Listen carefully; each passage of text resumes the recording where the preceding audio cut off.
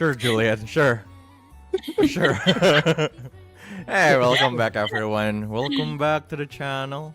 Welcome back to Chroneco95. I'm your host and GM, Ical. It's technically Thursday, but Friday night fumble. No fumble, no. Thursday night fumble. Hey, We're not I any fumbled fumble. last time until my Fabula point is 0. That's why you need to do Because the recap. oh, by the way, Wait. yeah, before recap and everything, you got one Fabula point, sir, because you don't have any Oh Fabula point. yeah! Oh yeah, right. Yeah, because shit. you don't at the start of the game, at the start of a session, anyone who doesn't have Fabula point will get one Fabula point. Yes. And aside from that, well, welcome back to Casa Sand. It's Train to Floria that will soon change title.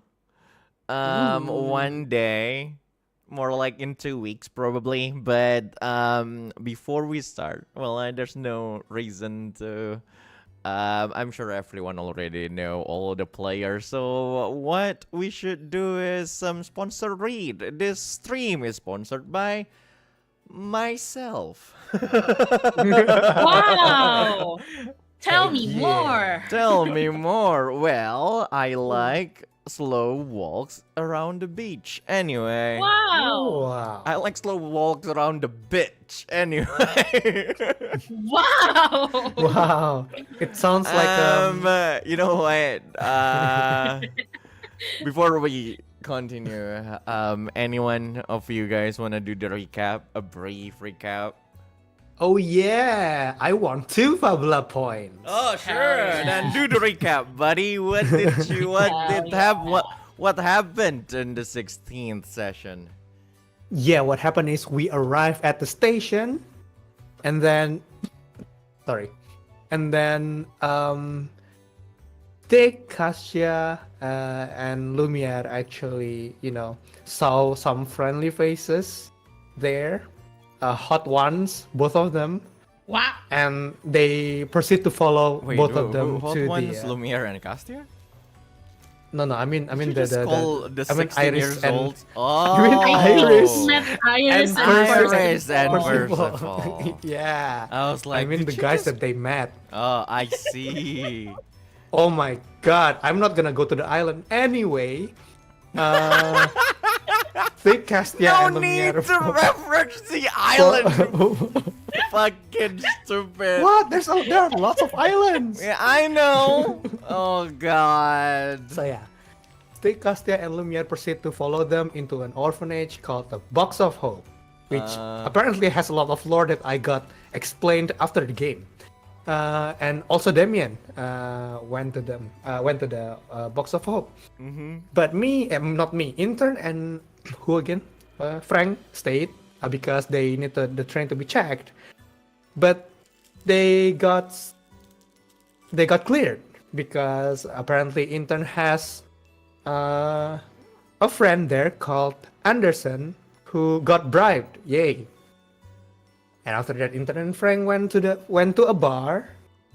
Well, apparently the bar is full of grim faces. Intern tried to decline the offer of some shady guy called Clear. called Clear. And Yes. turns out everyone stood up and wants to force Intern to accept the terms, including that guy called who was it again? Clear? The guy? No. no. Tristan? Tristan. Yeah.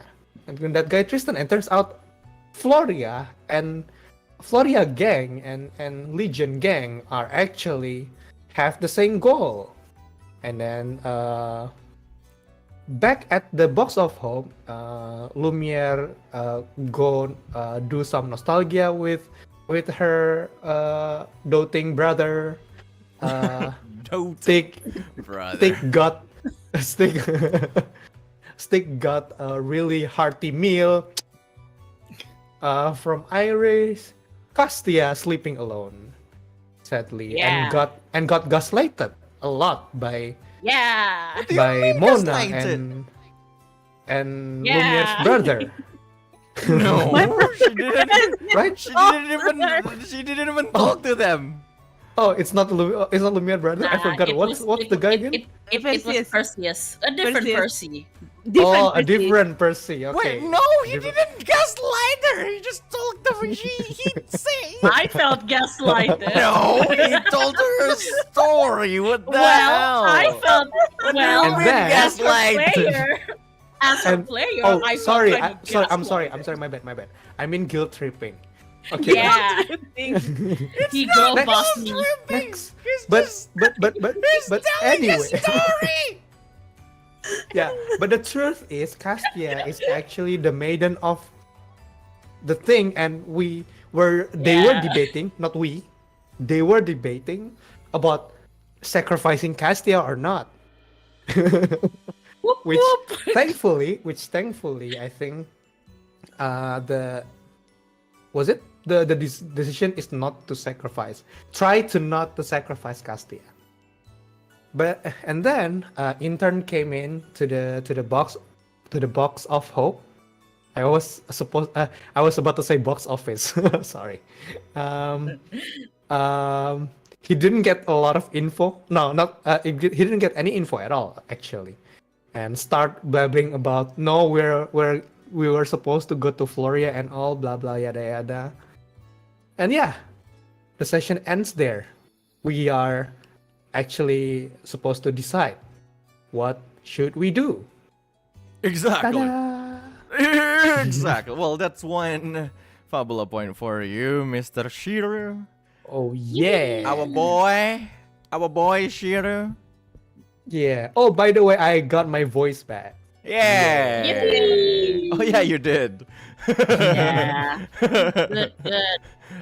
I thought after saying by the way, I thought you were going to promote your song or something. Oh, I missed the chance. Guys, go check my channel and I have a Yeah, new go song. By the check his way. channel. He has Yeah. like a new song. Like do it after this. Anyway, before we continue, if you like this type of content, don't forget to subscribe, leave a comment, leave a like. Any kind of support is appreciated, especially monetary ones. Yeah. Get yeah. the monetary Oh support. god. Anyway, Best way. Ha. are we all ready for tonight's session of a train to Floria that probably won't have that much dice roll? Well, you I, said it was supposed to be short, but I'm not convinced. Oh well, yeah. Well, I mean, It's 4 hours. it's gonna be 4 hours. Nice, Wow. but probably. How short? Oh, wow. Anyway, It will be 4 hours at least. at least yes. Train to Floria, session 17, and the season finale for this season is starting shortly. Heck yeah. For players and viewers alike, good luck and have fun. Well, but yeah, first of all, thank you, Shiru. But just like what Shiru told everyone, it's the 27th of the 8th month, 1958 AD. It hasn't even been one day since you arrived in the station, and there's already so many things to decide on. There's this path that's supposed to lead you straight to Floria, but it was blocked by the station master. There's this other path that can bring you to Floria, but it is full of danger through the chasm. All those choices are in your hands, Castia. Choices that you haven't told anyone else. But the problem here is just the fact that your father, Terrence Kane, is apparently being held captive in Luxeria. At least that is what Perseus told you after he explained who and what Pandora was.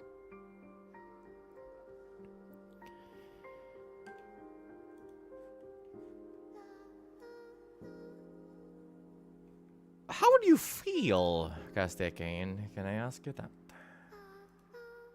Like shit.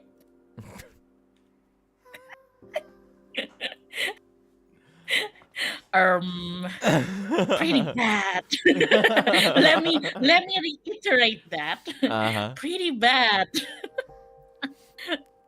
But bad in a sense of, remember how when the party stopped in, what's his name again? Wait, Workshop? who's the workshop owner? Sid? Sid, right? Sid, yeah. Ollivander, right? Mhm. Yeah, and there was that scene where Castia went to pick herbs in his garden, and she just straight up screamed because of her frustration. Well, she feels equally shitty, but in a different sense, where as opposed to wanting to scream and cry and, you know, just immediately take off flying somewhere, she's kind of numb, which is arguably worse. I will. Is it safe to assume that this is right after Perseus left? Yep. Great. Great. She's obviously shaken by the fact that, by the news that her father has been taken by the demonic army, and she's quite pissed at herself because she went through all the trouble to board the train for his sake. Turns out it did nothing because his father is in captivity, so that's great. She kind of sits quietly and mulls over what Perseus has told her, and she fiddles with her locket. Can you remind me, GM, because my memory is at a loss here. Is the locket? Can she open it? Have you ever opened it? I don't think she has. You haven't. I haven't. I just remembered this right in this second. I just realized that too. You have not opened the lock. I have not. She has been like very distracted and disinterested by that locket, but at this point she needs to grasp at any remnants of her father. Okay. Uh-oh. Are you going to? Is that what she's actively trying to do, or is that like just what she, is she just looking at it? I think this is the only time where she actually realizes that she has never really paid attention to that locket, because she's been so distracted. Like, yeah, sure, like Damien said, it's from her father and whatnot. And when she put it on, she feels kind of protected, right? But she hasn't really paid it much mind. And now that she's alone and she has time to, mull things over, I think she is actually fiddling around with the locket. Sure. Then, please roll double insight for an open check. I'll count that as studying the thing. Let's see. Oh, this is exciting. 8. Are you going to take that 8? Change that 3 to a 7. Oh, sheesh. So 12 So that's then? 12. Yeah, 12. Are you going to take that 12? Yep. Sure. So not full, but it's still really good enough. Because yes. Wait a minute. Yep. Uh First of all, you do already understand. You already understand the function of such thing. You already understand the function of the locket. You already understand that the magic that is inscribed on it is used to mask your power. Really, actually, just suppress it and like make it like a little bit undetectable and unusable in a way, because like you already understood that you cannot use your Kaladanda if you're wearing the locket. But yeah, fiddling with it. First of all, you have never seen this thing before. Second of all, it looks really old. Interesting. At least as old as you. Oh. Interesting. So you see a magical lock. So it is closed. You can see that it can be opened. There's the seam along the side between the lid and like the back side of it that like that you know that it can be opened. But as you move your thumb along that seam and like you try to feel around like the hinges and the inscription and all, you can feel that there's this magical magical lock that kept it closed. Something that reacts with your own magic just slightly as you move along the seam, but you're not exactly sure how it works. What do you want to do?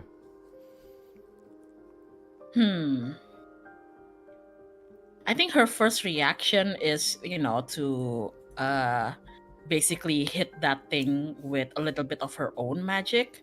But more than the physical challenge, she's actually rethinking back into what Terrence said to Damien when he gave the locket to her. To him. Because Damien said, like, your father gave it to you. Said something about, like, this might help you find out, like, more about your mother, if I remember correctly. And she's kind of cringing to herself because, truthfully, after everything that she's learned, she is uncertain if she wants to load another, knowledge upon herself. But then she like mulls it over, and she sighs and she just mumbles to herself like, "One more can't hurt, can it?" And her fingers start glowing and she starts like channeling her magic and tries to attune it to the locket. Sure. So you channeled your magic, and you tune to the locket like before, just like usual, right? You've done this before. You've done this a lot of times to the environment around you as an invoker, to the people who got earthbound. So it's to the train, to everything. It's just as usual. You pour a little bit of your magic as you can feel that slight connection in between the gemstone, the inscription, the runics around, and yourself, as if like it's just immediately connected to your soul in a way. And you hear that little click of like the lock of that locket just released from itself, and it opens slightly. What's inside is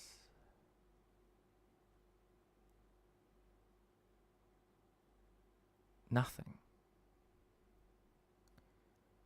There's nothing inside but a few symbols, a few runes, magical runes, that form this border around a magical stone in the middle. That thing just fell into your palm as you look at it. And slowly, you can feel this illusion magic forming.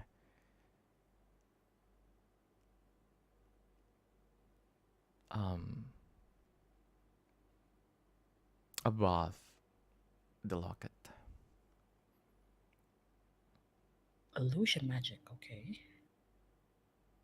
It was empty before, and there's just this chair.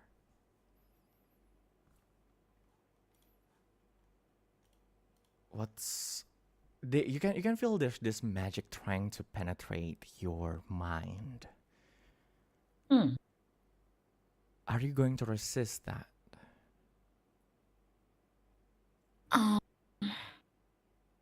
No.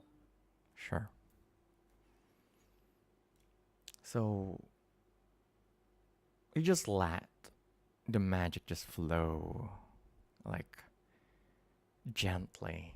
Like you can feel it, like it's seeping in through all of your senses, but it's nothing vile. It's nothing painful.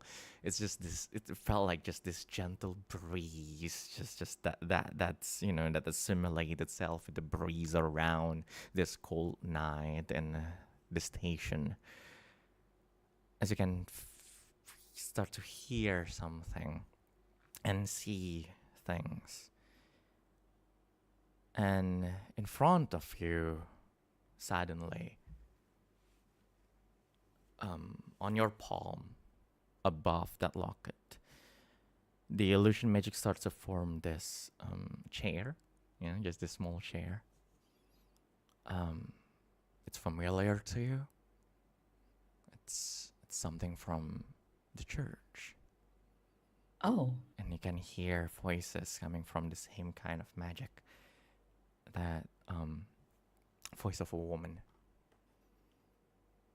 Are you sure this is recording? Did you really create the magic? Well, and then you can hear another voice. Yeah, of course. What do you think I am? I'm like a demon general, of course. Like I can hear like the voice of the man. Like it's a little bit rougher. It's a little bit more energetic, as you remember it. But it's the son of your father, Terrence Kane. God. And then you suddenly see the image of like a woman walking towards the chair as she sat on it. In the form of an angel. She has your hair, the same color hair as yours. Her halo is floating up and down above her head as her wings is gently let down as she sat down. You can see a lot of scars, a lot of wounds around her wings and around her shoulder. But there's this gentle smile on her face. She sat down on that chair holding a baby. A newborn baby.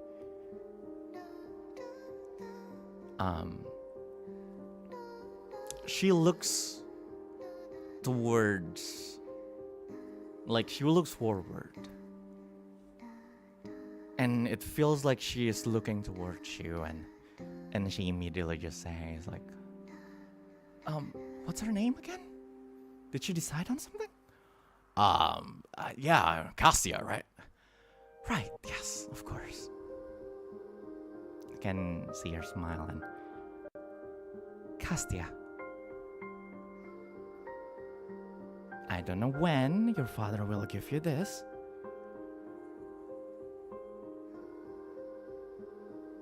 But I'm sure at that time I will no longer be around.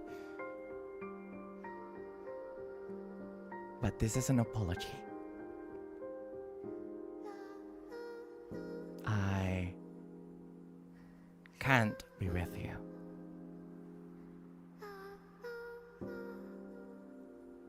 It's complicated, and Terrence and I, well, your father, of course, Terrence and I think that there will be some danger coming for you. And I have to leave for your safety.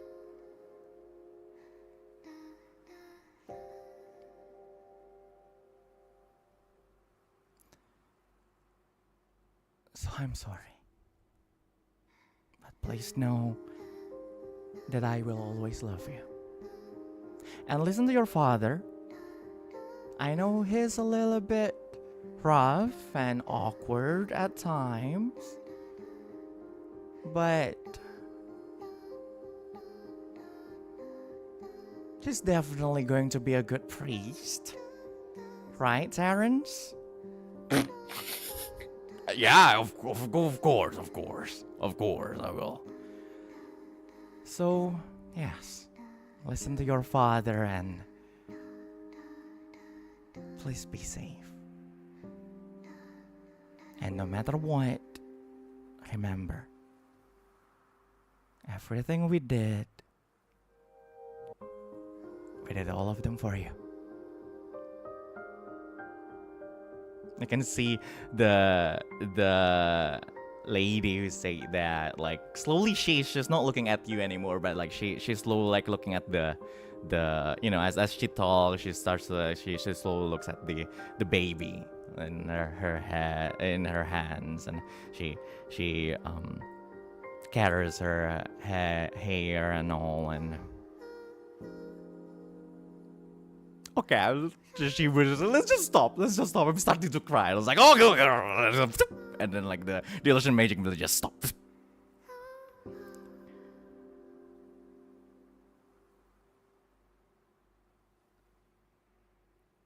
And then another one shows up. Now you can see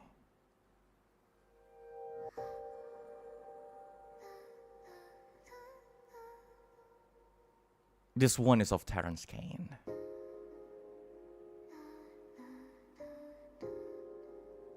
Quite recent, really. He looks just like he did like a few weeks ago, and he's just standing there, and he sat down on the same kind of chair, 16 years older, right?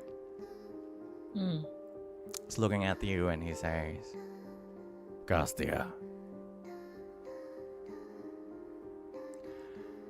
if you ever thought that I will not know, that I won't notice, you will try to run away, then you are wrong.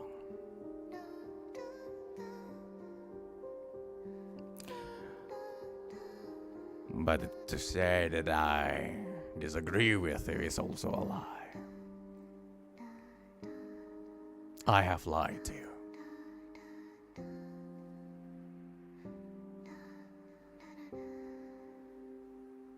I didn't find you in front of my church. You are my flesh and blood. But everything is too complicated. Especially something regarding the maiden of Ignis. I don't know how far you understand this, but keep this locket close to you so no one knows who you are. Your mother is in Elsmeri. Find her and find your freedom there. Do not come back to Luxeria. And I'm sorry for lying to you all this time.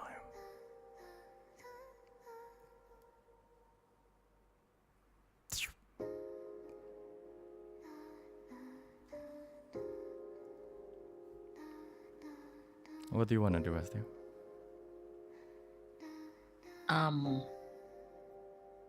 As the locket, the illusion stops and the locket just slides limply on her hand, she encloses her palm on it and she holds it close to her chest.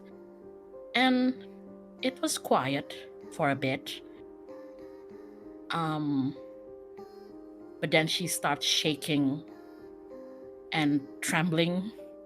Granted, she's in an abandoned playground and probably nobody could hear her even if she screamed right now, but she's still trying her best to, restrain herself, but she fails.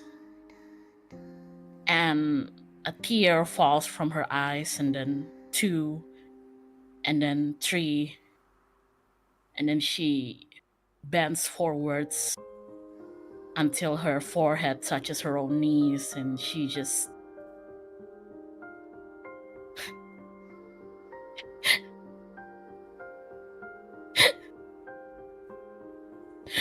stupid dad.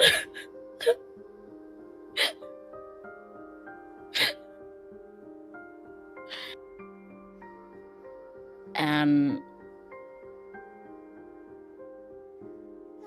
as she's still sobbing, she slowly puts the locket back on. And she looks at the not really the sky. There's no sky in this station, but just reminiscent to how Perseus was looking at the sky when he was talking to her earlier. She also looked up as if contemplating things. And after a few minutes of just silence and her letting her tears flow and drop and dry, she slowly stands up and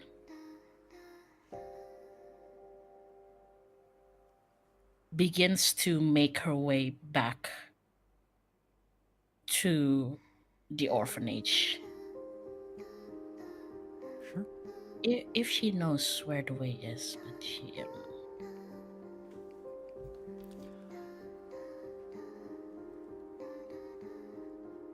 And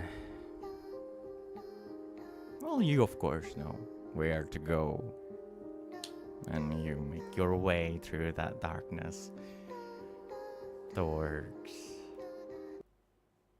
the orphanage. End of scene.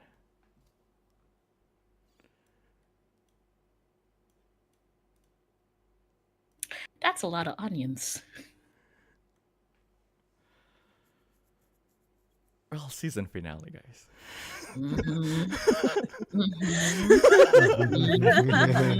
Damn. Oh shit. Oh god. I'm crying. You're crying. I'm crying. Oh Lord. We go back to the box of hope as the meeting for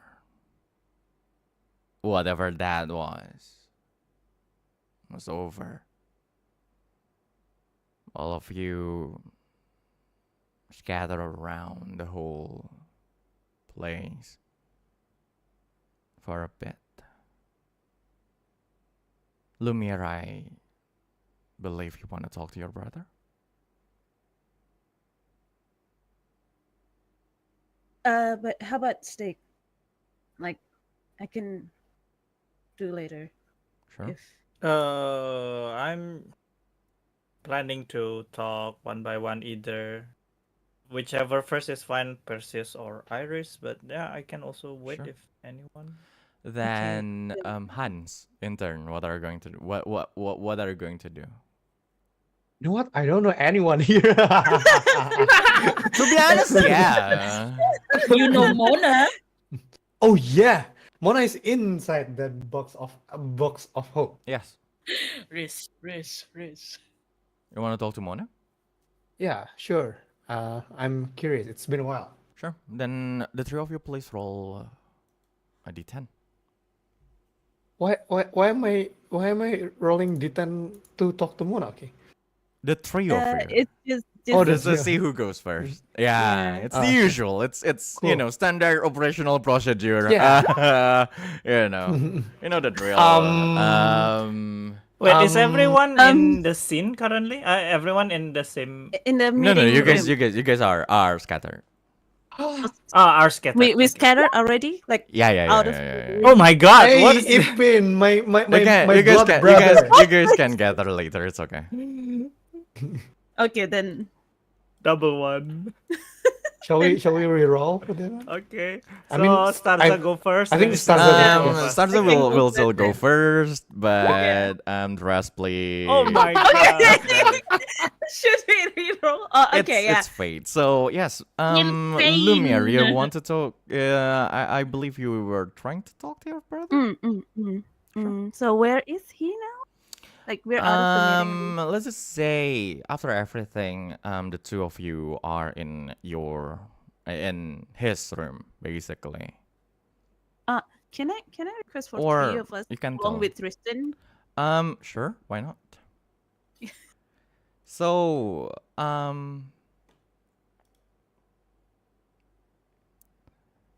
the three of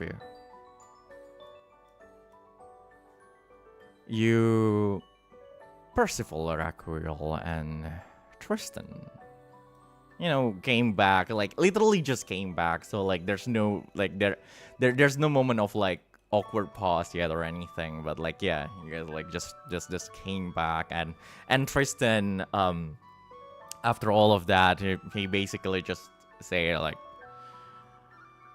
"Good to see you that you're safe, my lady." See that you're safe as well. How are you?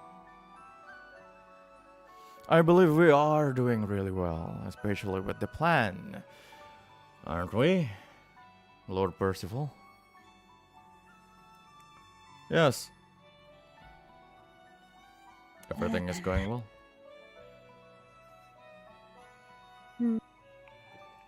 That's Excellent. Go on. that's that plan, huh?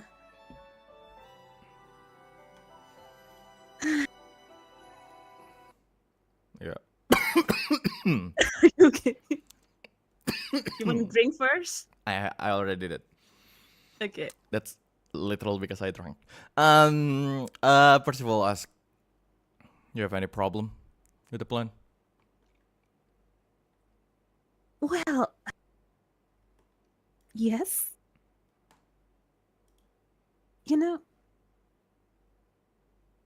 Sacrifice? What kind of sacrifice?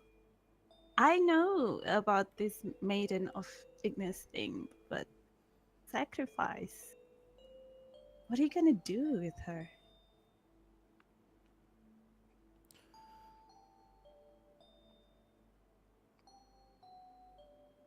Percival walks to the window and she looks outside. It's just saying, "The Maiden of Ignis will be the avatar for Lady Urania. She will devote her life, her mind, and her body to the peace of the world." In short, you say she will be imprisoned. A small sacrifice for the freedom of billions of people.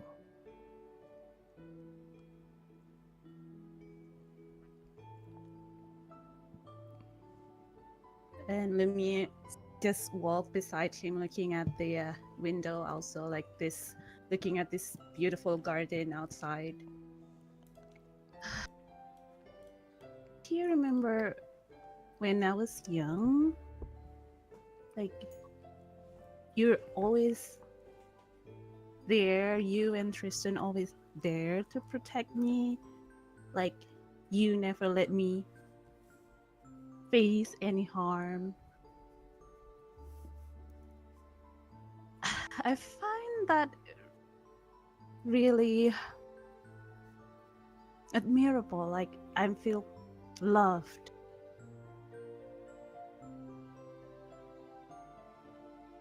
And these past weeks away from you, like, I don't even know if you're alive or not. I almost lost hope.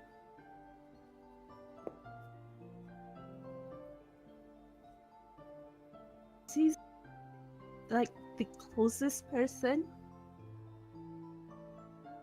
She protected me. She heals me when I'm hurt, just like you did. It just doesn't sit right with me hearing that, and especially you saying that in such cold manner.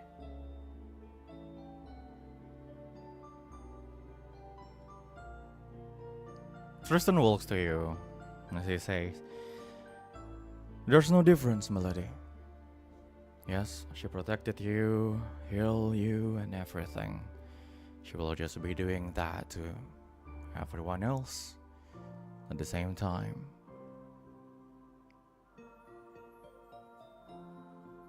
I believe we all understand what the meaning of duty is."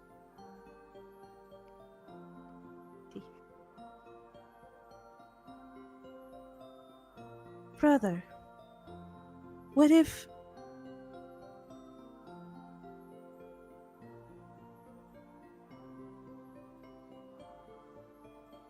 I was the maiden of Ignis? What if I was the one that has to be sacrificed? Will you do that? For the greater good? For life of billion people? Will you? He turns to you. If you're a maiden of Ignis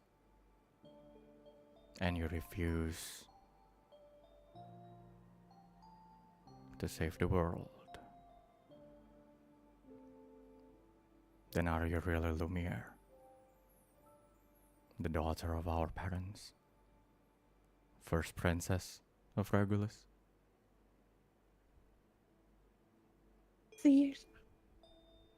So you're saying that you would willing to sacrifice your own sister for people like they don't even know you.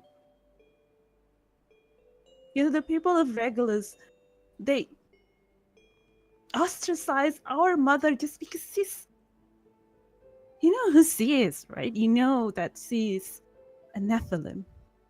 You know that we are Nephilim.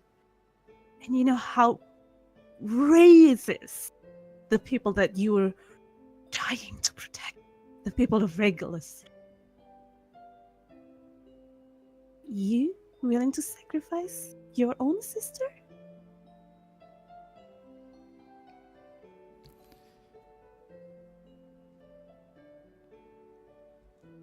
Lumiere,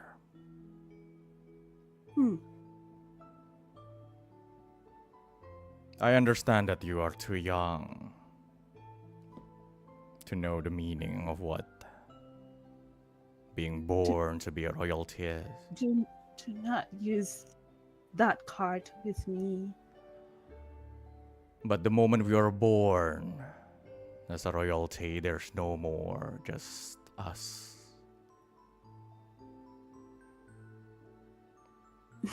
Duty, huh? You and I don't matter compared to the lives that we are responsible for.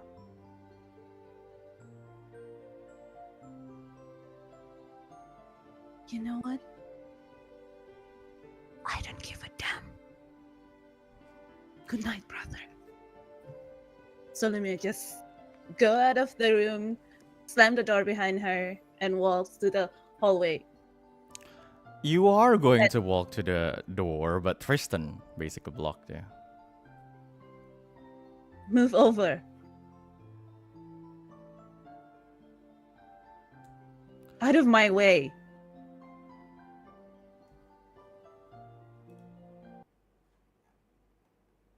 You can see Tristan's look turn cold and a little bit dark. Tristan, this is an order. Out of my way. He fixes his glasses, position as it reflects the light from the moon from outside. Headman with glasses.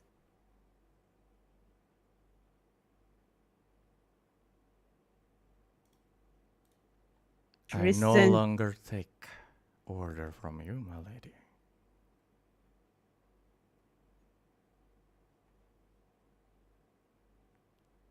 Brother, what is this?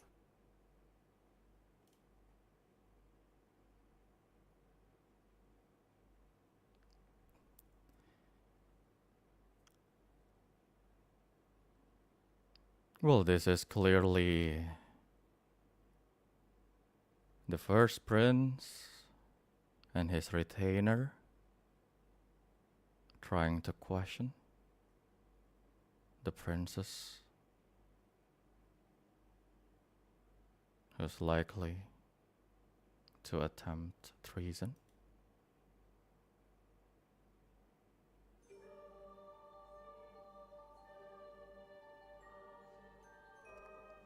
Brother.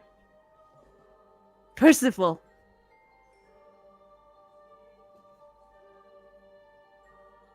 What is this?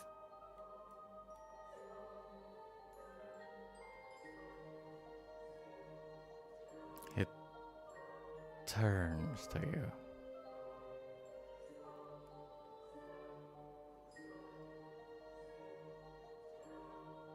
Our parents didn't sacrifice their life for you just for you to be a brat, to play house. If you don't understand the weight of your duty as an Arquil,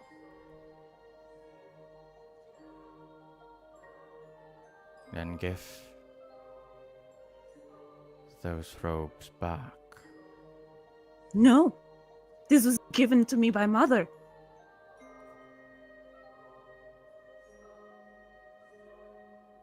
This has belonged to me. I'm not asking you to. This is an order. You ordered me? I'm the crown prince. Of a fallen kingdom. Are you joking?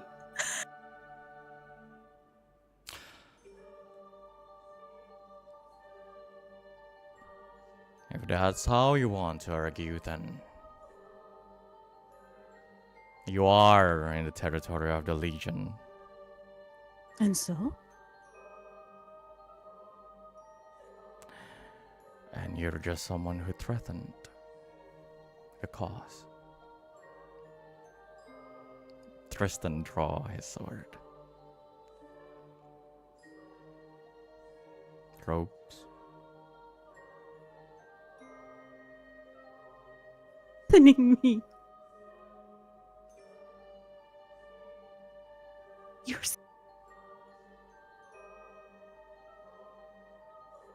can't believe this. Are you sure you're gonna... Don't you dare, Tristan. Don't you dare.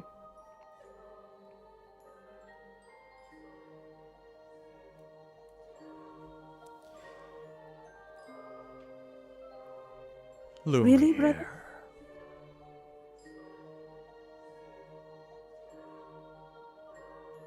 You are the one who doesn't understand how important this is.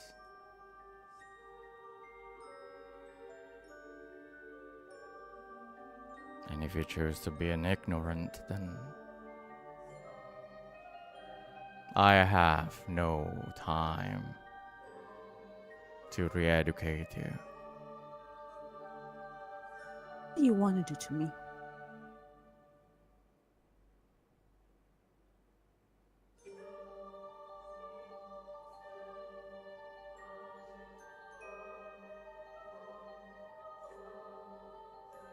A small sacrifice, remember?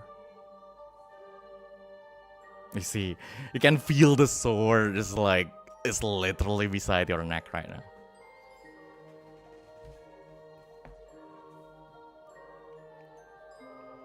You know, I was so happy when I see you alive and well. But you, And you didn't think I was. I was so happy that my sister was still alive. But to think that the slums, that this world has corrupted you this much, for you to even disregard your duty as a royalty. no, you are corrupted. This legion thingy corrupt you, and you too, Tristan. Put that sword away from me. And while saying that, Lumia like starts she's rumbling her pocket and grab the wooden whistle that Stygg was made for her.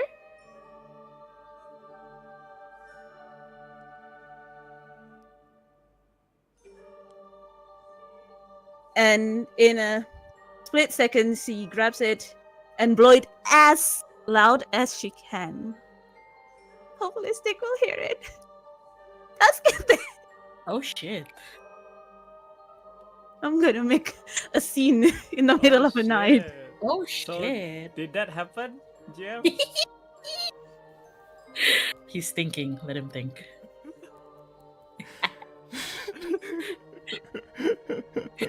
Oh god.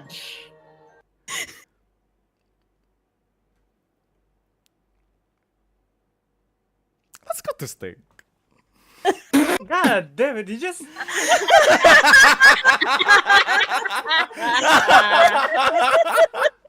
My god.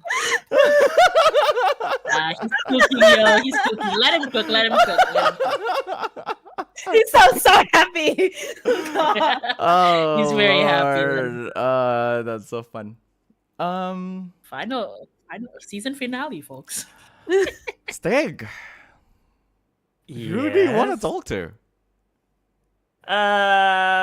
First of all, now everyone is scattered, right? Including the Legion Yeah. members and all. Everyone is scattered around. They're like doing their own So thing. I'll go to look for Iris, but like I wanna make Stygg find her, and after find her, like I gonna roleplay, not just gonna approach her like as it is. Sure. Then, yeah, you walk around and you found Iris. Actually, Iris is talking to Damien. Oh no. Boy. Their expression looks a little bit serious as they're talking to each other. Well, but you do know that, like, you know, she knows Castia, of course she knows Damien and everything. What do you want to do?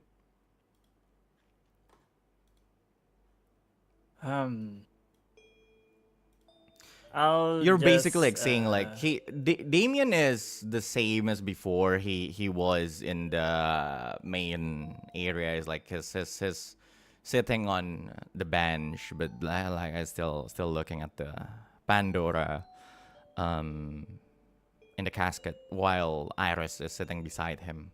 The both of them are looking at that, talking to each other. What do you want to do? The face is serious. I see. Yeah, serious. Serious, no, like not exactly grim, but like they're not exactly happy either.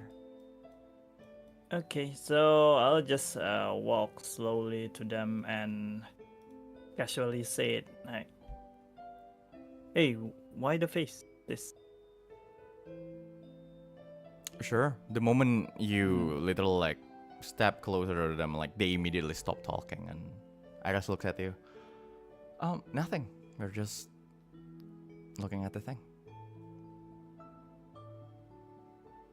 Stygg feels a little bit weird that suddenly they stop talking. But is there anything that you don't want me to hear?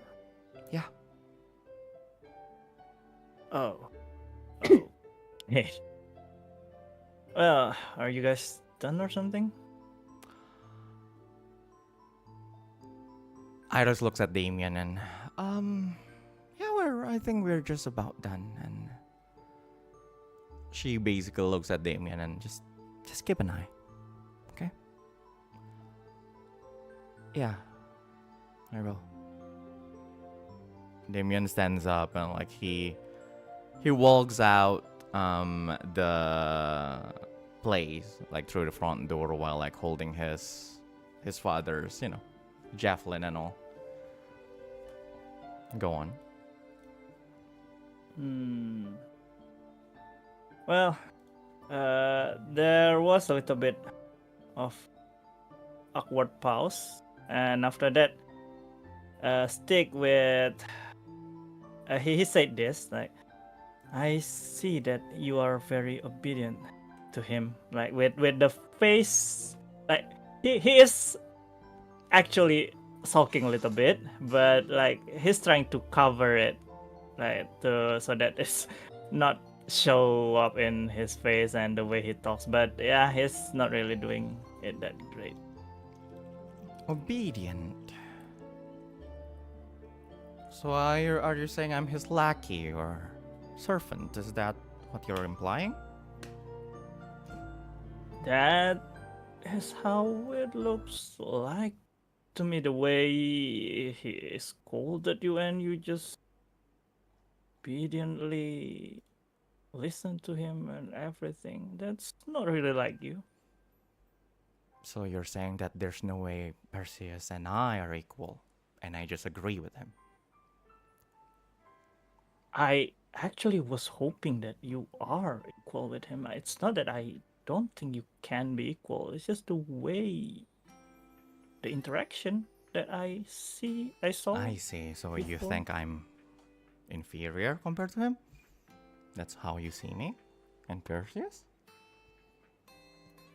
Like I said, that's You don't think how I, a woman, can be equal with my boss? that The is not leader what of I'm. Legion of Pandora? Oh, shut up.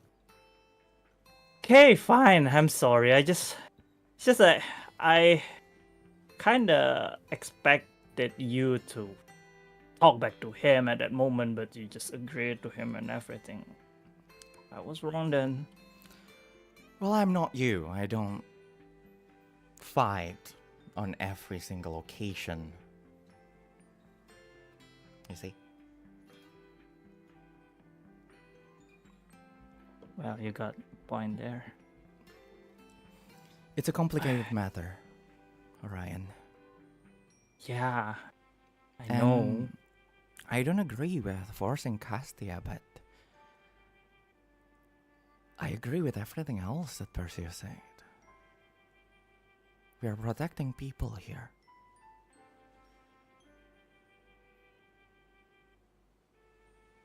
I help the army of Floria push back the demonic army when they attacked Chisolus and everything else.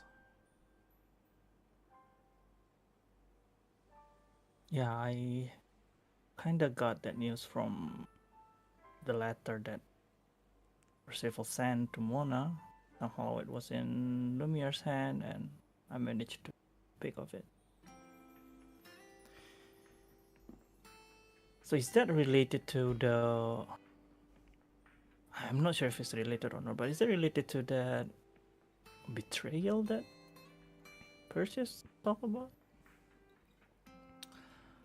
Well, yeah, I was tasked by Commander Silvershade from the Florian army to kill a traitor.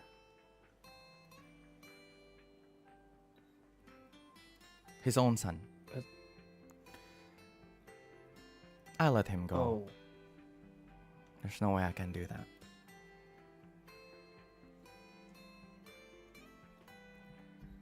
see. So that's how it was.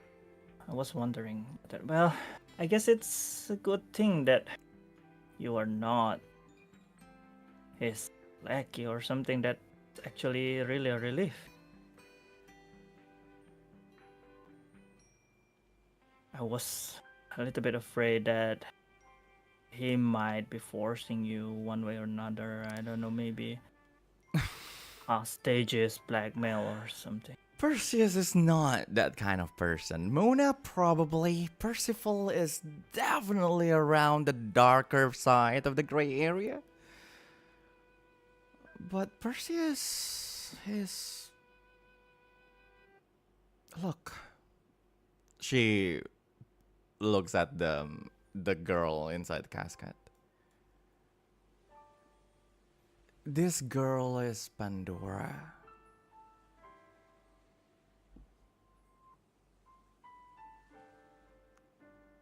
Perseus' sister.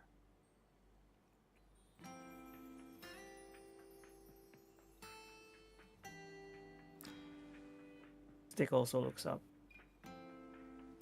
The war started because of some things, but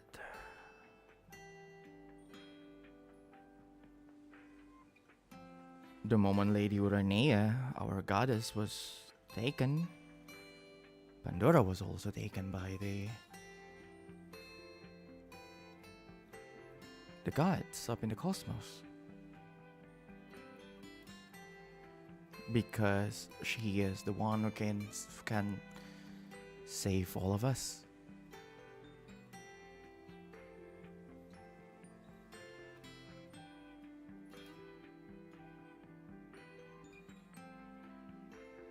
Look.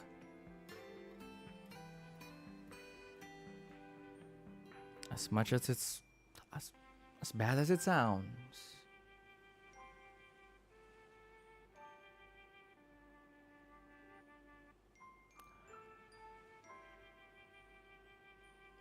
no matter how much I don't want to do it,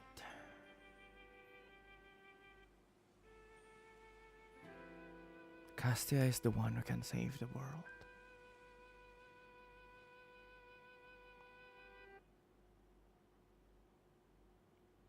I mean, if it's really the only way, then I get everyone's point here, but why are you guys are so sure that there's no other way?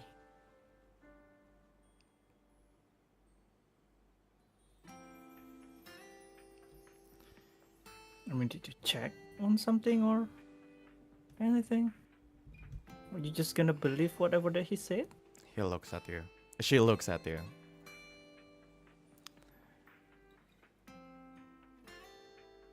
He's been looking for the answer for the past 120 years, Orion.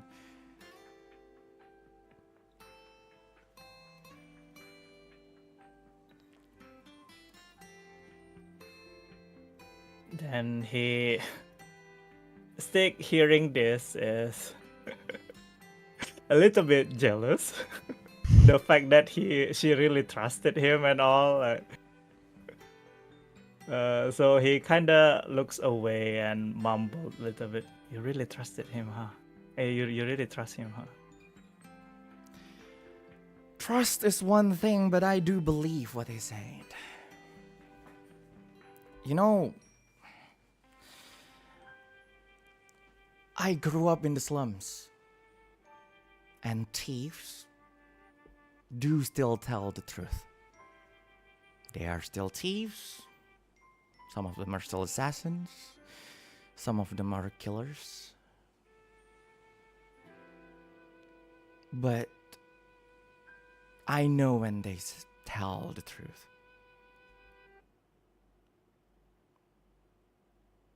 Do I trust him with my life? Probably not. But do I believe him when he say that is the only way to save the children and the next generations after that? Yeah.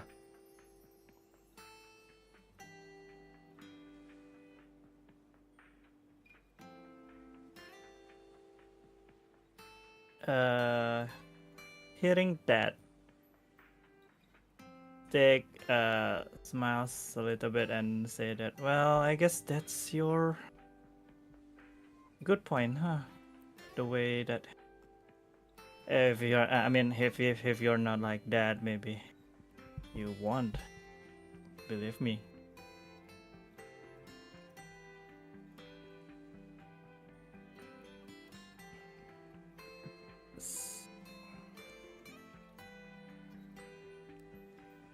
So, I understand the point, but let's say that if in case that I do understand that Castia have to be the one who chooses it, but do you think it's kind of unfair? I mean, the moment she knows the information, do you think she'll have the option to refuse? No. And that is why Perseus told you not to tell her, right? Then how? Yeah, I got that, but how are you guys will make her choose without knowing that?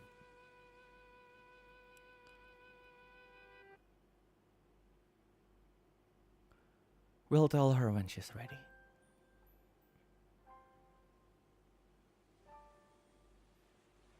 Okay, and let's assume the worst, or I'm not sure if this is the worst or the best. I'm not sure anymore, but if she refuses, and no, hear me out first, and you told me to protect her, and you know I will. What are you gonna do here? She shrugs. Then I guess we can just let the war goes on, and I'll be here to protect all the children inside this orphanage.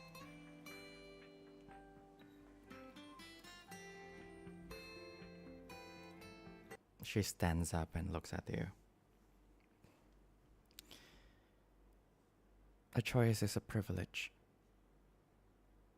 Ryan. People like me, people like those children,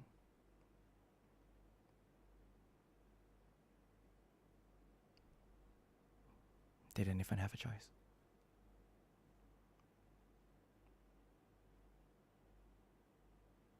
What we know is just we were born in days of war, and we'll die with it.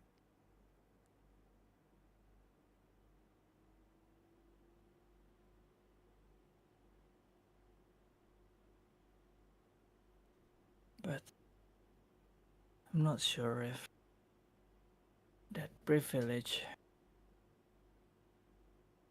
no matter who got it, I'm not sure if that person really wish for that privilege.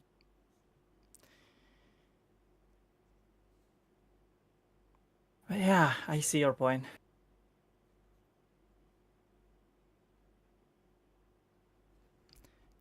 No reason to talk about this further.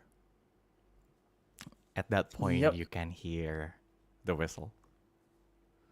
Oh shit. But it's Intern's time! Oh, what a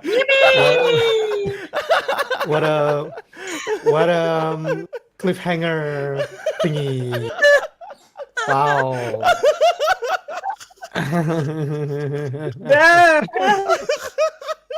For Lumi, she needs to wait. It's like moving back a few minutes again. Intern, where are we going?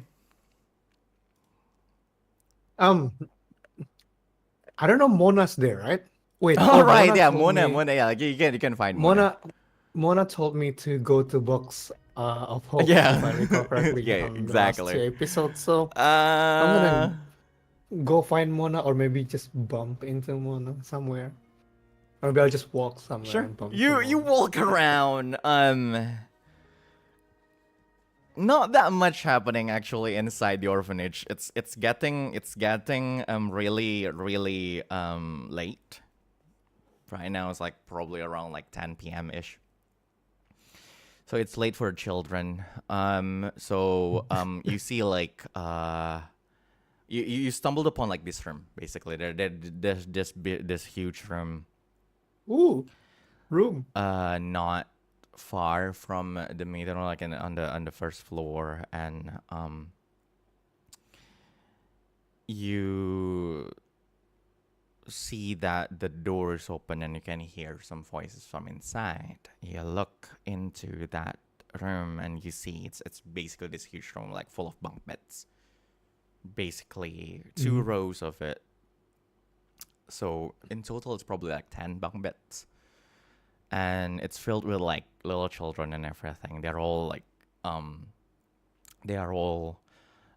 gathered in one corner.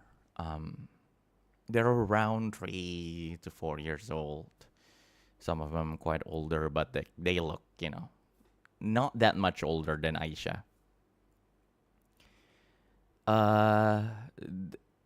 You can see that they're all of like races that you haven't ever seen before.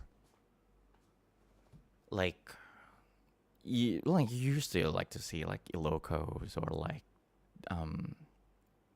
demonkins, or like even demons and angels and everything. They're also not humans nor van.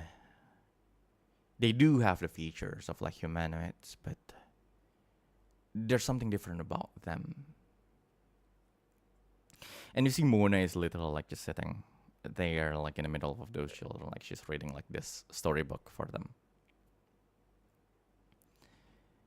And after a while, like she basically just closed the book and like she just, all right, everyone, let's go to sleep. And like everyone just scattered around, like they go to like, their respective beds and like they sleep. They lay down in their beds, and Mona walks towards like the door and like turn off the magic lantern there and like close the door, and she notices you. Oh, you need anything? Oh yeah. No. I'm. The door was open, so I was just curious what's inside, and I just found you and those little tweenies. Were you tending them to sleep then? Were you reading them a storybook Yeah. or something? It has been a while since the last time I was home, so they literally begged me. You're really popular, huh? Well, after all, I've been the caretaker of this orphanage for 100 years or so. 100. That's me. That's me. And that's, Sorry. That's Shiru.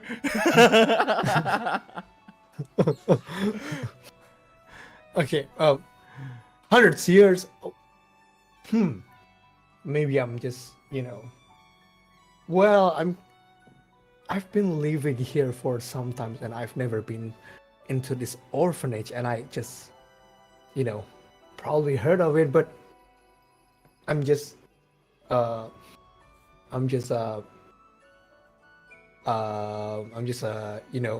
apprentice, and I don't really go out because my boss actually will kill me if I go out often. Sure. But yeah, anyway, enough of that.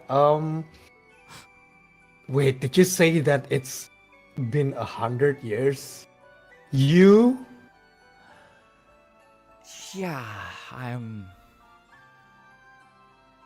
I forgot how old I am, but I'm more than 100 years old. It's a long Oh, story. I s- I'm. No, it's not. I'm not prying or anything. I'm not asking. I'm not asking. It's just you. You look young.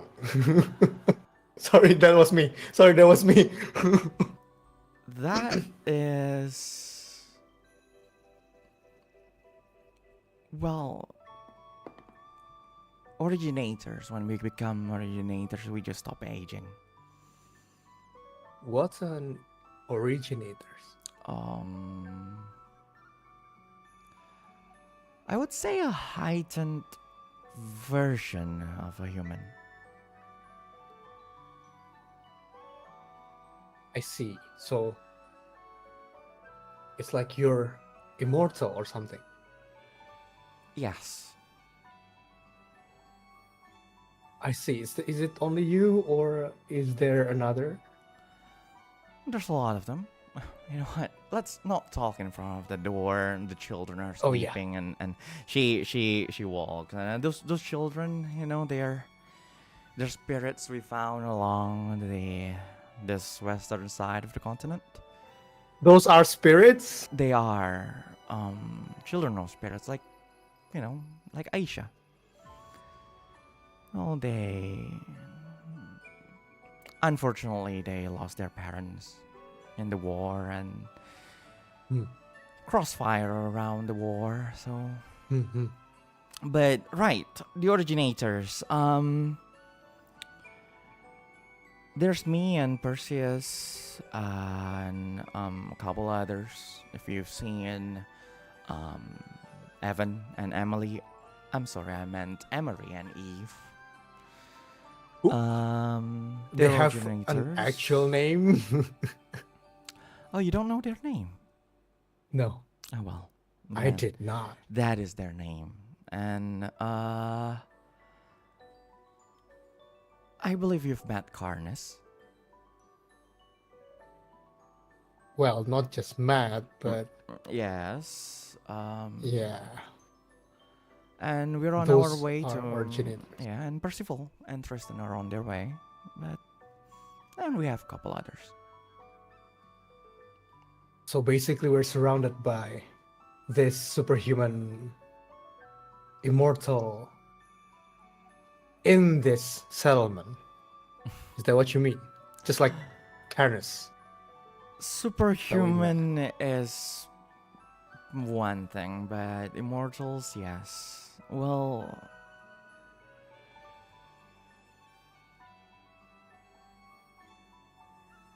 yeah. That's pretty much it. I see. I guess I'm too. I guess I'm too swamped in my work, and I don't really even know about things that are around here. Especially, I've been away from the station for quite some time. I understand. Hundreds years. And I'm sure Wow. you probably haven't stumbled upon this place before. The station wasn't like this, after all. But then she basically, like, you know, she sat down on a bench and Letty sit beside her, and like she you know she started talking, and So, are you joining us? Oh yeah, the Legion, isn't it? Plus, it's really complicated. My goal was, go far away from Luxeria to Floria, the human hide, and obviously away from the station. Of course, I, I've never even think that I will, see me setting my foot here again. But well, we met those we met, who was it again? Tristan. We met Tristan in a bar, convinced us to, you know, do some errands, and then we're gonna go back to Floria again. But after I got to the hall earlier this day, it seems like everyone is trying to go back to Luxeria. And I'm not sure that this is what you mean by joining, but there's something I must do before we go to Floria. But it means that we're definitely gonna cross path for a while, probably. But I'm still thinking about it. I see. Well, can't do much anyway. It's I'm basically forced to do it. Probably by the situation, of course. She put her hand on your shoulder.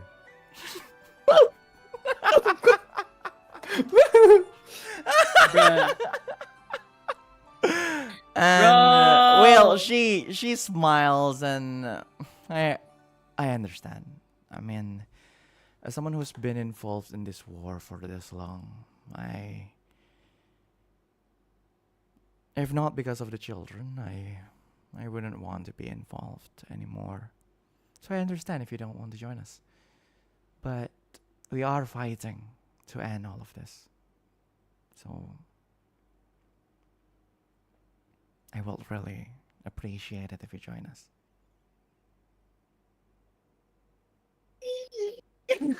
It is your choice though, because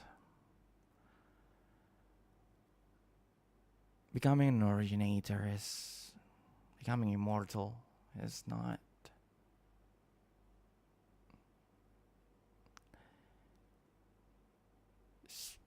it's not as it's not an easy thing.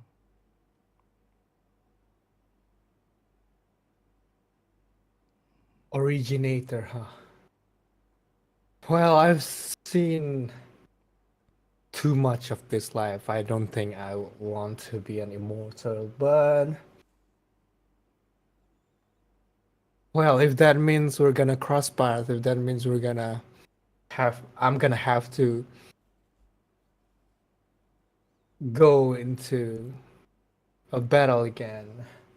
That's probably the last of my list, but he glanced at the way where they were before, you know, the door. It's already far away, but still the door. You have something to protect, right? I just I just wish I have the will or the reason to actually fight again. It's just like I feel like I have had enough of fighting and war. Well, even though that we fight on our way here. Yeah. She nods, and I understand. After all, the Legion of Pandora is here fighting this fight. So no one else should. So no one else have to. So I understand if you don't want to fight, but I will definitely look forward to meeting you again. She pats your back. And at that time, you heard the whistle. Go on. Wait, one more. I need one more sentence. Go on. So Mona stands up, right? Mona stood up, right? Yeah. About to leave, right? Mm-hmm. Oh wait, sorry. Wait. Before that, I don't know how long or when will we meet again, or so. Here, take this. Um, um, uh, intern. Uh, offer the device that he created on the train, like last 2 episodes. Oh, which one's the one that lets you The communicate? yes, that one, the long range one. Sure. Yeah. She took it and then she looks at Sorry. it. You can see like she examines it and like start to realize what it is.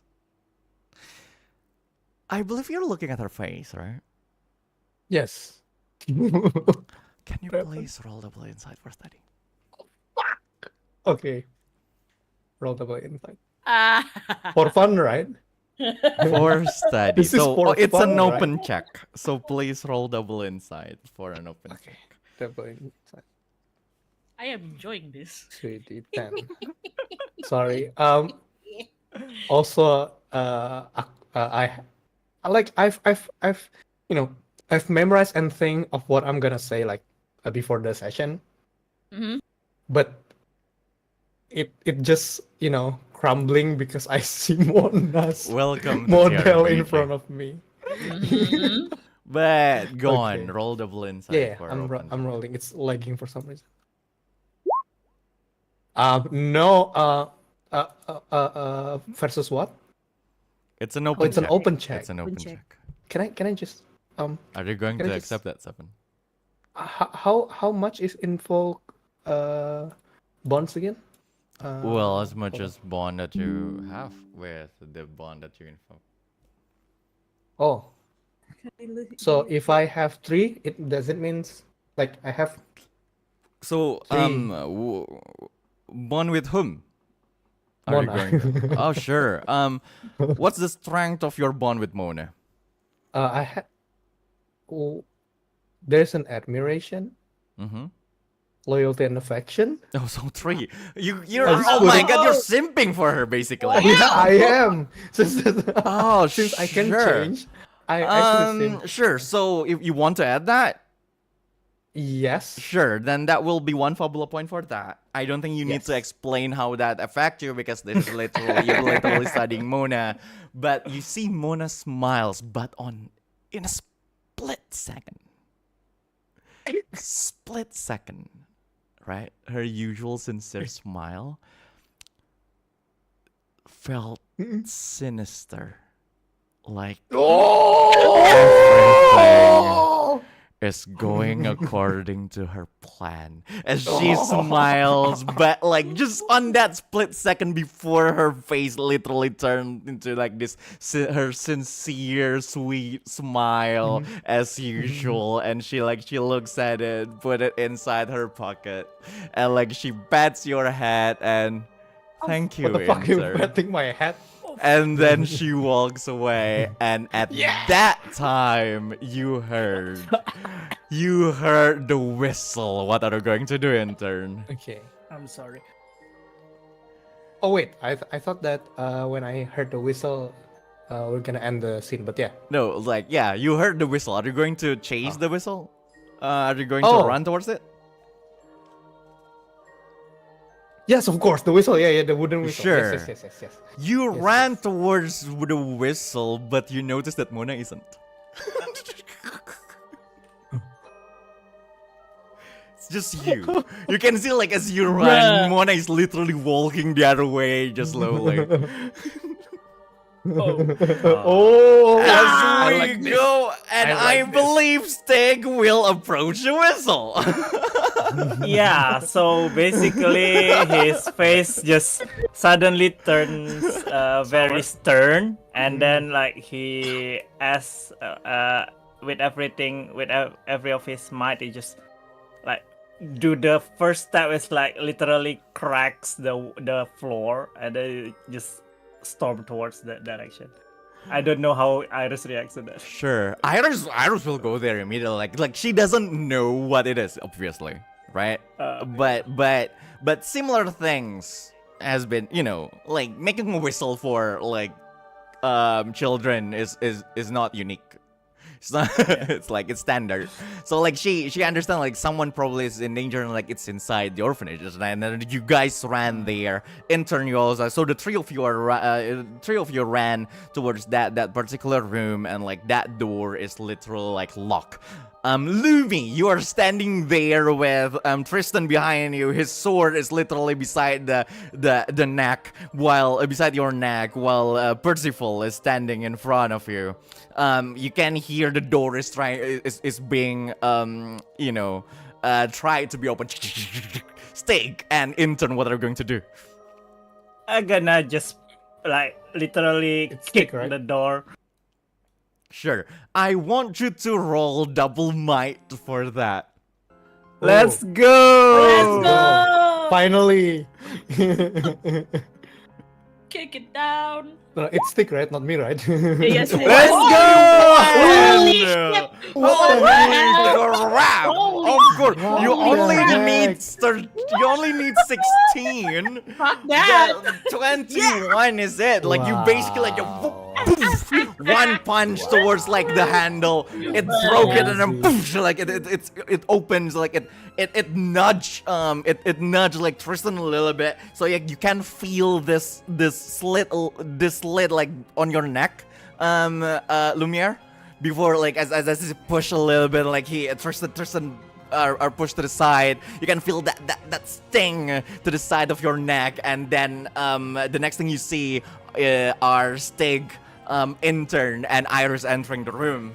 What are you guys going to do? And in that split second, like I think he Stygg assessed the situation and just like goes toward Lumia, like trying to grab her with a right hand. And because she's relatively short compared to Stygg, he becomes a bit crouching, right? So while crouching, he like turns. While turning, like he kicks his leg up towards the sword, basically to kick the sword away from Lumia. Sure. Yeah. Percival looks at all of you.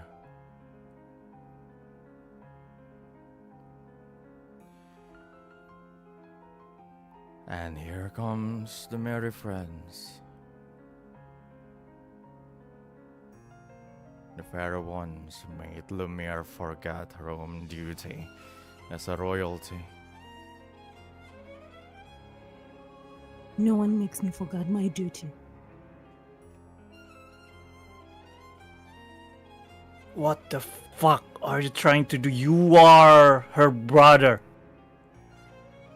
I am no brother for a traitor.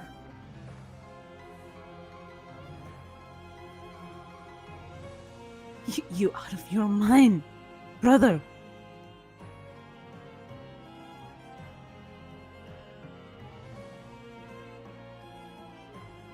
Is this what the Legion do to you?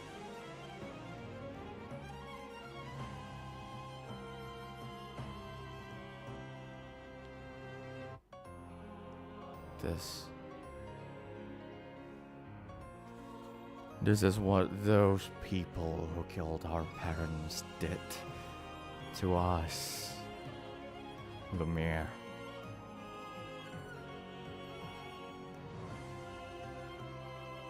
So you're just going to be there without avenging them,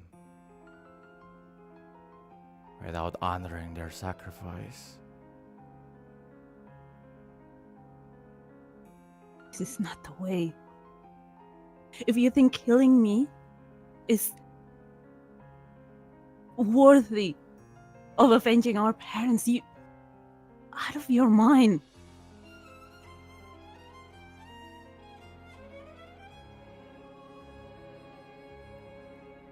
How come you drawn your sword on me? What is going on in this place? And like Lumi's like looking at Iris. Oh, Iris is on battle mode. She is hostile towards Percival. Iris looks at Percival and like, Percival, I don't think Perseus will approve of this. I do not need Perseus' approval.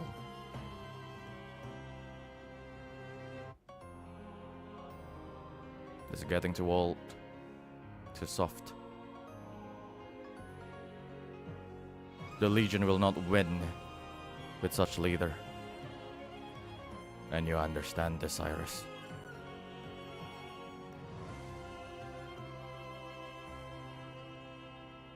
You calling me traitor, but to me you sound like a traitor as well.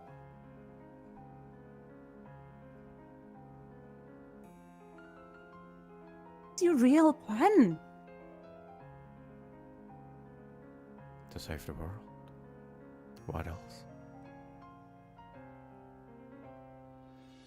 You hurt her. She said Perseus would agree to this. So you You're agree like- with Perseus now? No.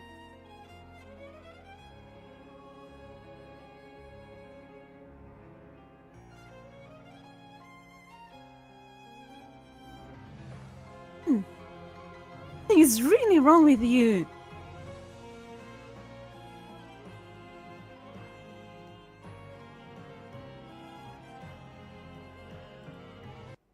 Did you want to see me shed blood?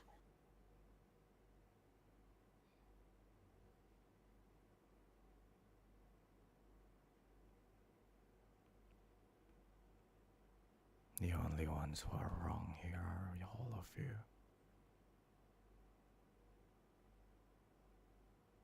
We deny that the bloodshed needs to stop. Fine. Fine if you think I'm a traitor. And then Lumi took the sword and throw it to him. Go on. Go on. Kill me yourself. Do it. I dare you.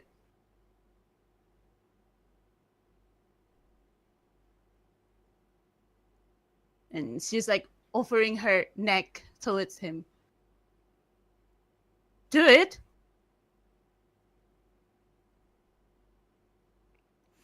He takes the sword. You can see that his hands are shaking. He's wavering. Of course.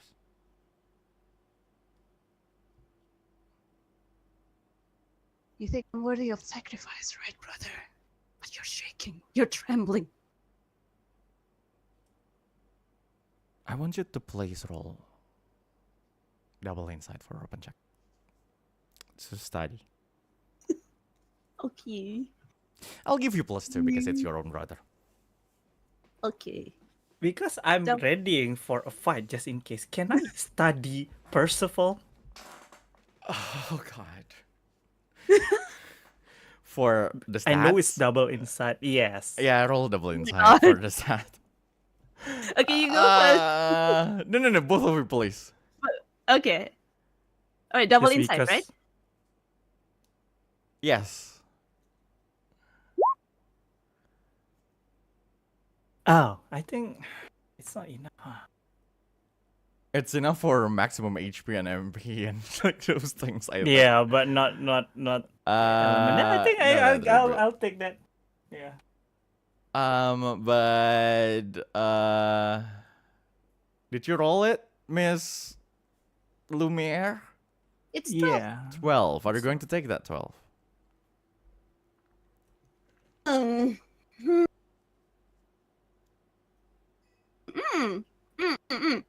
I'm gonna use my lucky number 7. Oh god, everyone is using their lucky number 7. Yeah, Change the sure. 3. To change the 3. To change the 3 to 7. Yeah. Do you have Lore Master?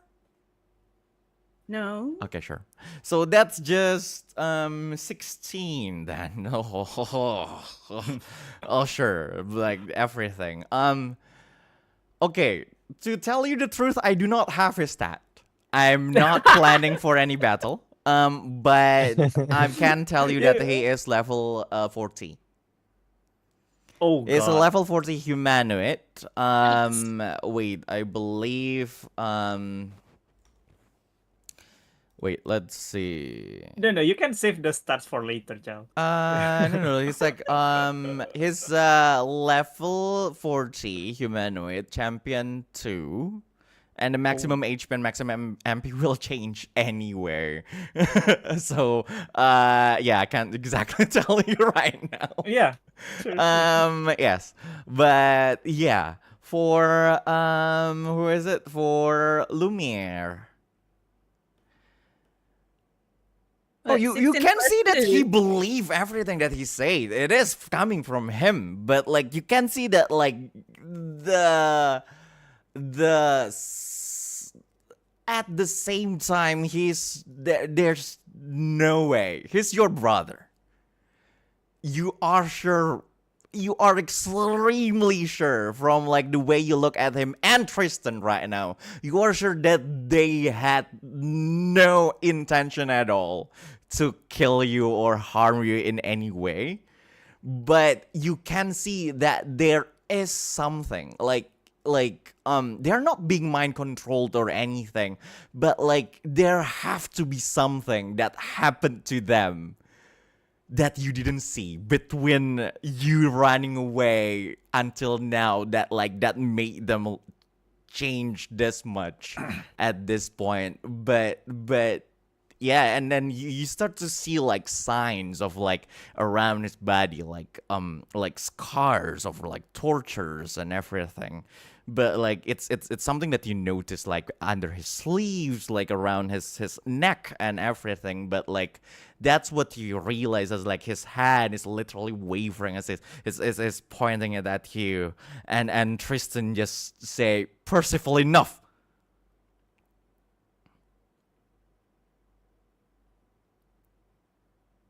Percival takes a deep breath.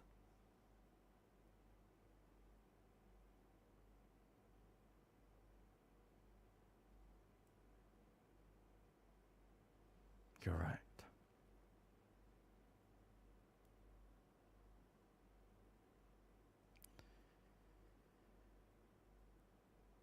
He looks at you.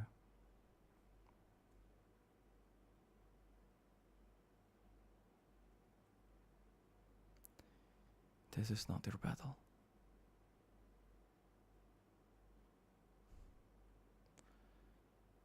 But if I had that robe of yours,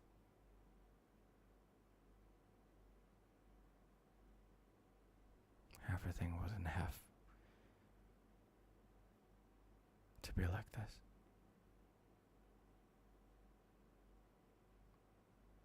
He starts to walk to the door. Tristan walks first towards Iris and, "Please." Iris steps to the side and, "Stygg and Intern, are you guys going to let him?" Are we, Stygg? Iris put her hand on your shoulders, Stygg, and, "Please." Yeah, you can imagine it's like what, like when someone wants to go but they're being held back by others, basically. I know, right? It was Yeah. like, "Oh," and then his girlfriend was like, "Please stop." We're like, It's like a dog. "Yanokakura!" I was looking at Stygg. I was almost stumbled upon my feet because he got his shoulder, backed off by Iris. Sure. Then, yeah, you can see that the two of them just left that place, and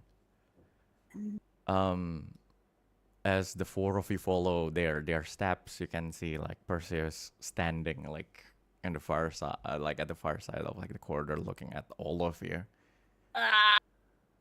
Perseus just shakes What his he head. gonna do? Like he shakes his head, like, and yeah, his face is literally like a face of like a disappointed father. Like he looks at all, but it is towards all of you, and then he just literally mouthed it. He literally mouthed it, like really, really clearly. I want the... Wait, let me do something. Sure.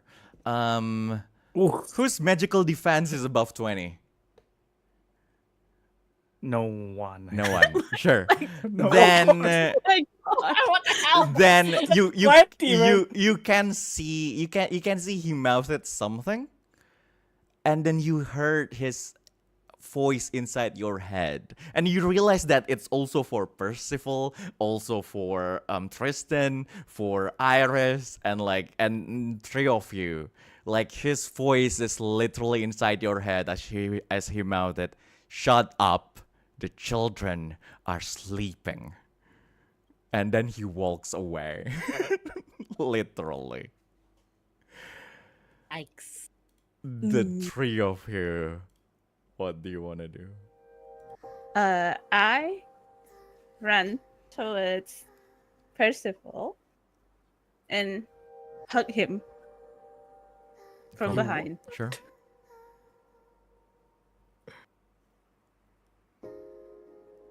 Brother, I don't know what hurt you, but I know you're not this kind of person. Still believe in you. You're my brother after all.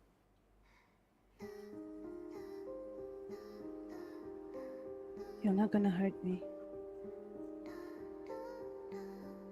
Or anyone that I care about.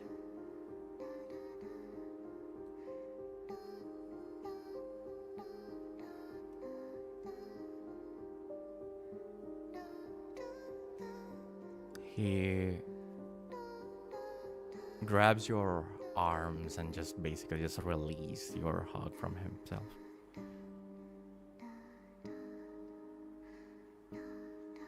Leave, Lumiere. Don't come with us to Luxeria. And he walks away.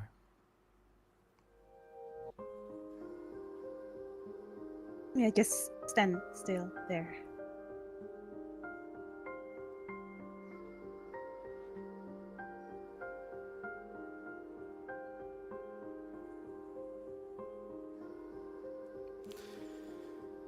What do you guys wanna do? The other two.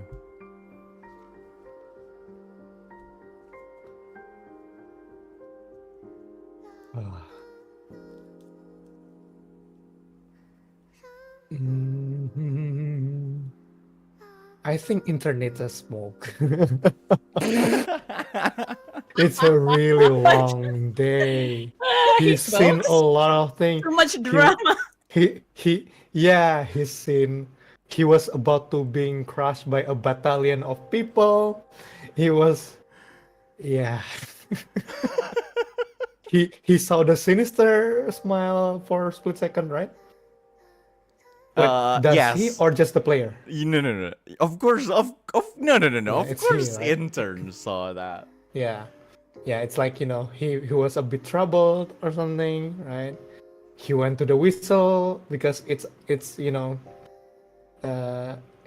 his mind, it has actively to follow the whistle whenever it's used, and saw this family drama in front of him. He needs to rest. I want Intern to rest. So just Lumiere is still there, right? In the hallway, Um, standing. yeah, standing. So just moving closer to Lumiere and like, you okay? A really dumb question, but it's Intern after all. I'm not okay, but it's okay. Thank you, Uncle. Yeah. Um. Well, I see that you need some space, but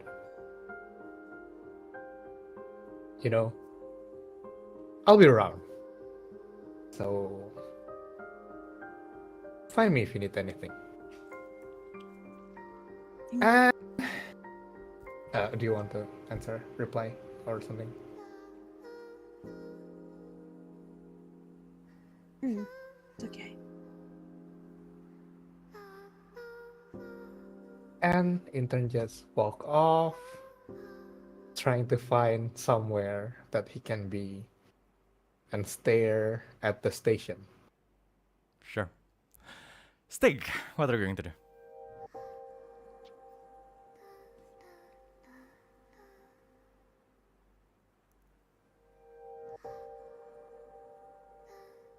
You're still muted. Just saying. Oh my god, yes. I was muted. Thank you for that. So I go to Iris and whisper a little bit. Please take care of Lumiere. I'll go to Percy. Don't worry, I won't pick a fight.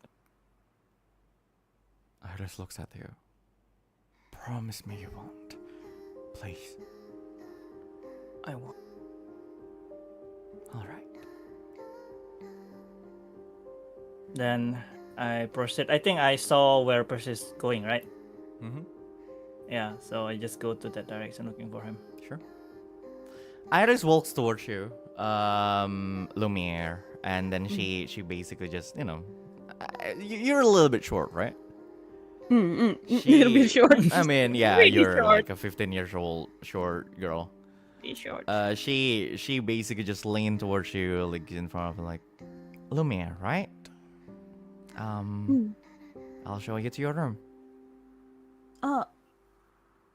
Can you show me to Castia's room instead? I don't want to be alone tonight.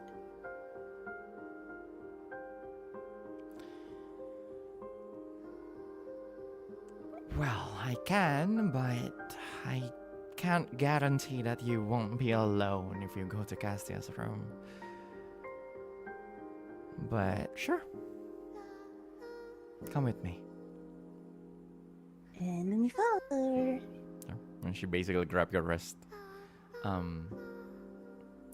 She grabs your wrist and like pull you to her a little bit, and then as you walk, like she basically put like her hands like around your shoulder, basically like and patting your shoulder like rhythmically to calm you down, basically. As everyone. I like the fact that everyone's plan is literal like, hey, I want to do this, I want to do that before the session. And like everything just crumbled down. Mine is not. In a good way. In a good way. RPG. In a good way. In a good way. In a good way. In a good way. Yep. It was really nice, man. Yeah. So, Lumi, you go to Castia's room, but let's go with Castia actually.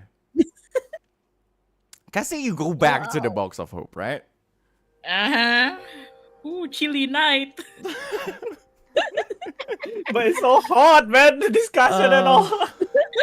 Oh, it's so cold God. outside. Jakarta is really hot. Castia, you make your way towards the box of hope, and you just realize something that you see, like the building is exactly like from up front. The building is exactly like the image. So on top of like that arc in the middle, you can see Damien basically just sitting there. Like his legs are just swaying, and like he's looking around. Like you can see like he has like his javelin just like sitting on his lap, and like he's just looking around. Are you trying to sneak or are you not trying to sneak?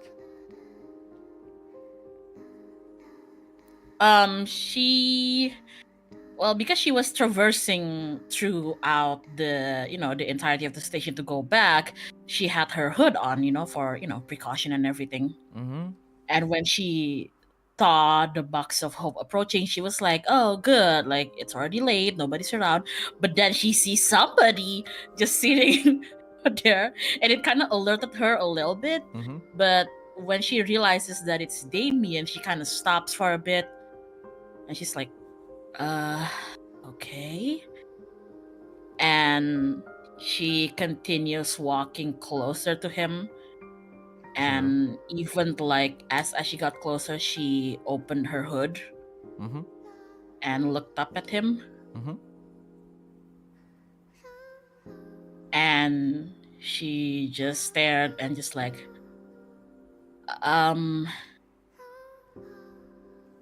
how's the view from up there? He looks at you. Nice, actually.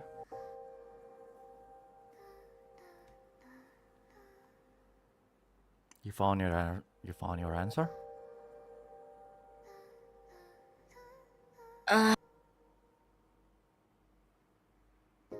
I found more questions.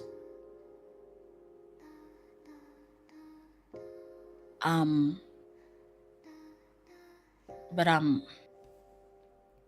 well, there's a lot for me to think about. Did I miss out on anything important while I was gone?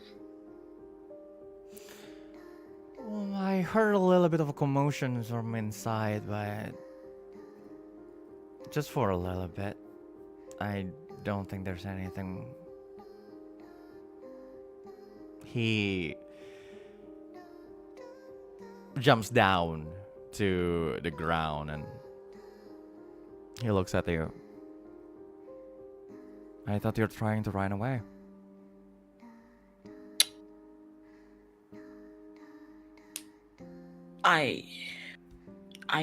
Well, technically I didn't say to you that I was trying to run away. I said that I had things I needed to figure out, but I know.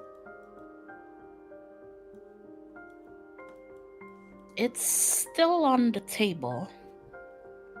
But I think there's something that I need to do before I go. If I could go. That's a whole other can of worms, apparently.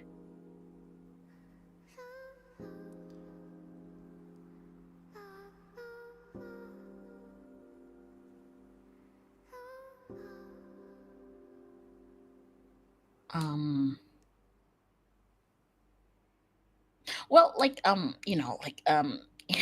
enough about me, right? I didn't even get to ask, like, how are you doing?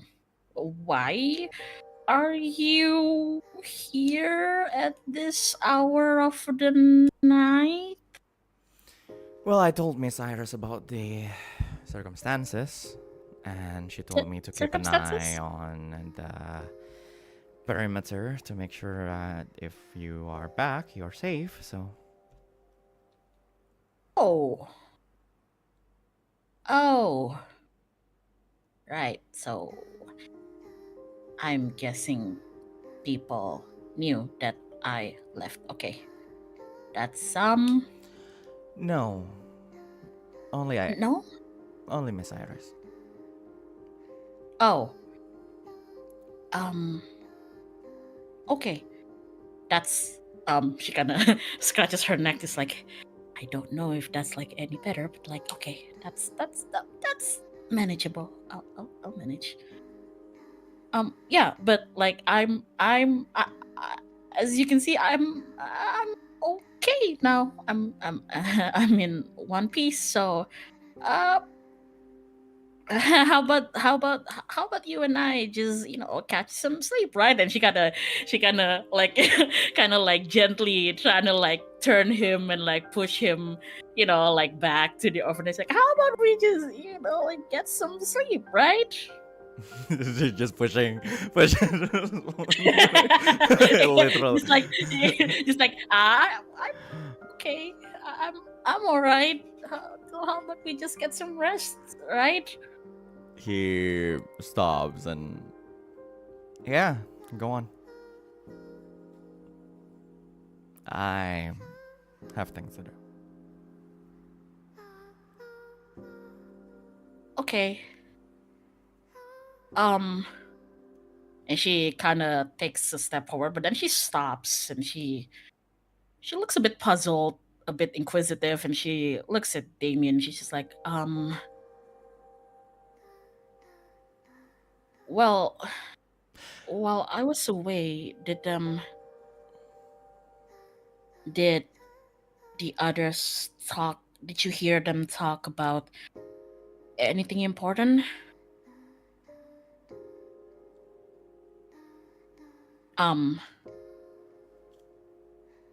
Did they mention anything that has to do with this thing called a maiden or something?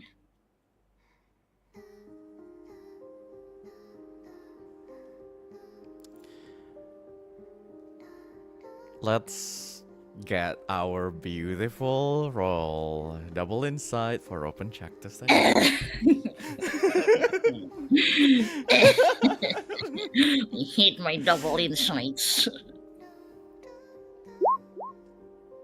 That's horrible. 6. Are you going to accept that 6? Ew.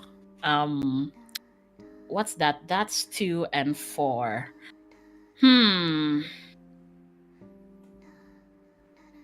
How many Fabula points do I have? I have 6.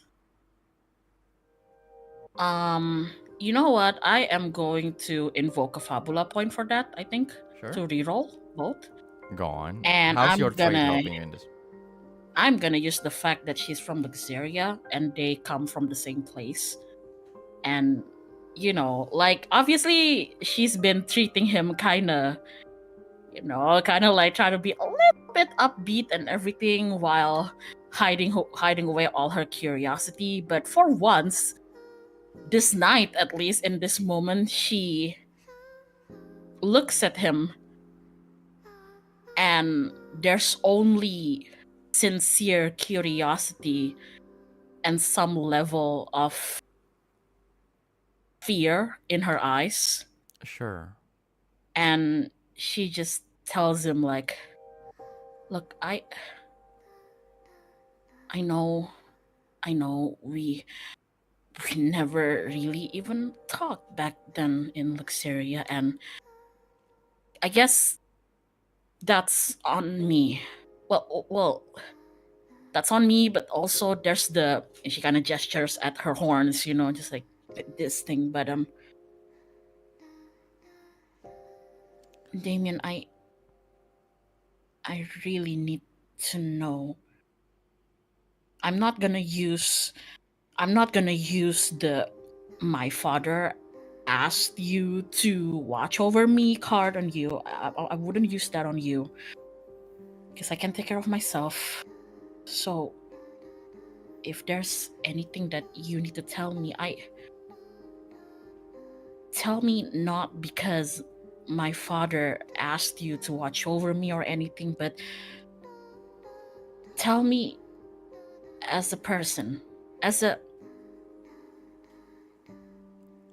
friend. Okay. That is a completely separate roll. But please reroll your please reroll. Really? Yeah, that's a completely different persuasion roll, but please reroll your double insight. Okay. For that Fabula point. Ooh. 12. Are you going to accept that 12? Yes, I will. Ooh, okay, sure. Wait. Mm-hmm. Hold on. I want to see my... Do I have a bond with him? You know what? Can I use another Fabula to invoke bond with him? Sure. What's your bond with Add him? to it?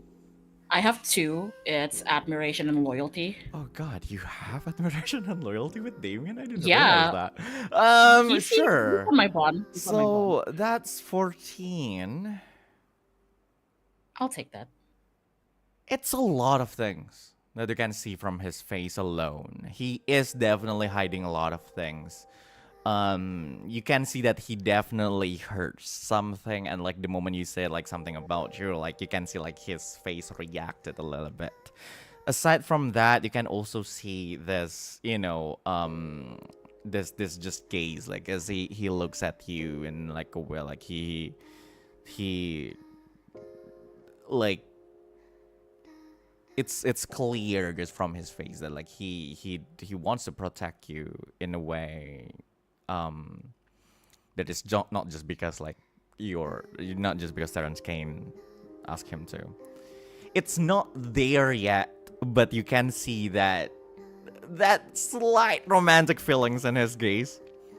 Oh, It's not Oh. there. Like it's literally just a slightly thing, just extremely slight thing.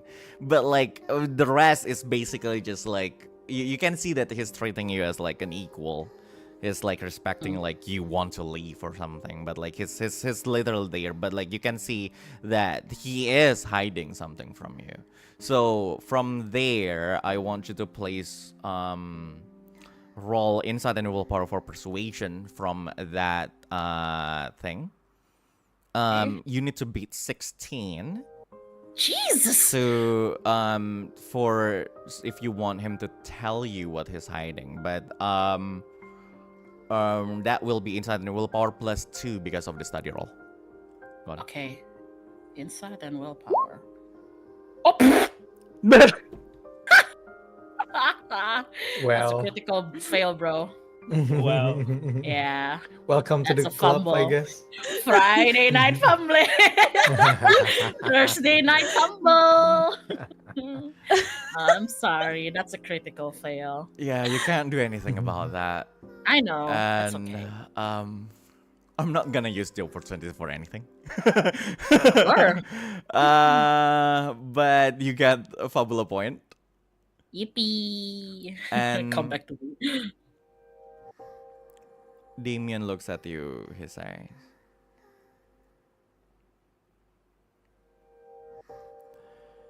No. There's nothing I need to tell you right now.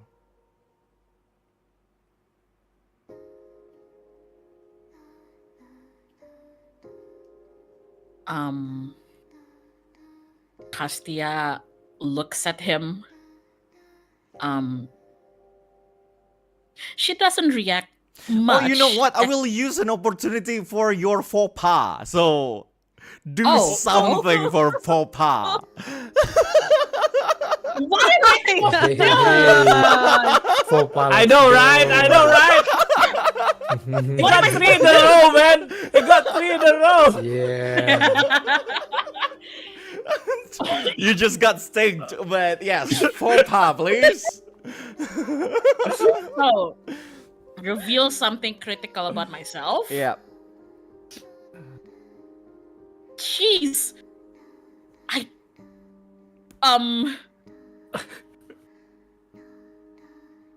Well, I think he already knows that I'm the maid. And I don't know actually. Huh. There isn't much about Castia herself other than the fact that she's a maiden. That's a complete secret, you know.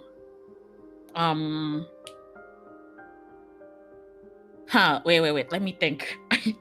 I'm out of ideas. Hold on for a minute. Anything can be anything fun can be a faux pas.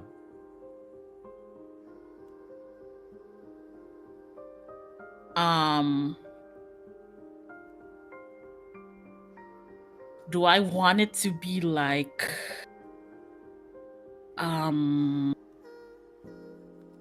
do I want it to be, guys, do I make this something funny or fun, or do I make it into something serious? I need your opinion. It's up to you.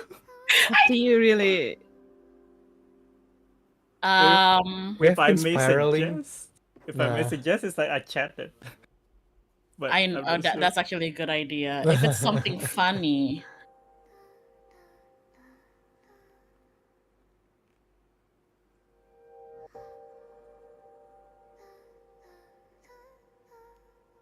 Oh.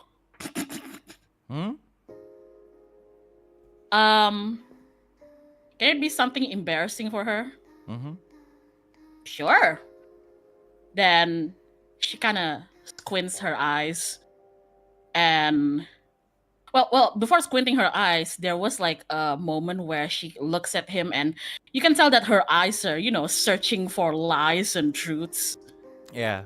because she's not entirely sure. But because she doesn't spot any at this moment, she, returns back to like her playful demeanor, and she just, squints at him, just like, "Are you sure? Just like nothing that they mentioned about the maiden? Absolutely sure? No? No? You're just gonna give me the silent treatment? You're just gonna..." God, you really are stubborn. You don't... Oh, God. No, nothing? Not even a single word? She just, just trying to annoy him. Just not even a single word? Fine. God. And she was turning away. She turns and starts to walk away, but you can hear her say something like, you don't change a single time throughout this year. I swear to God. And she stops. And she like immediately turns back and it's like, I meant that because my dad made me look after everybody in the church. I don't like observe all the... I'm not a creep, okay? I don't... And she like she groans and just like doubles over and just like, "Can you please say something?" He looks at you. I don't know what to say. Well, neither do I. Just... She just like... She like rubs her face, just like, I'm gonna go fly to my room now. Have a good night, Damien. And maybe try to forget everything that happened for the last 3 minutes. Sure. I will forget that. Cool.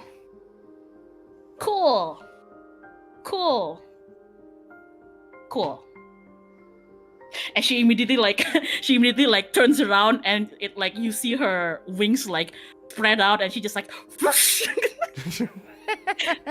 immediately like Castia being embarrassed is one thing to check on my bingo. Sure. It's like, oh, well, there we go.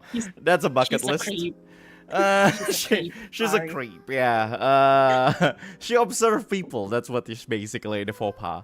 But yeah, and you make your way towards your room. You fly away in embarrassment, and you see, just in your peripheral vision, that Damien is like, he's observing you as like he's literally watching over you as like you fly over until like you reach your the window of your room, and then he just turned back, and I believe you want to go inside. Yeah, so...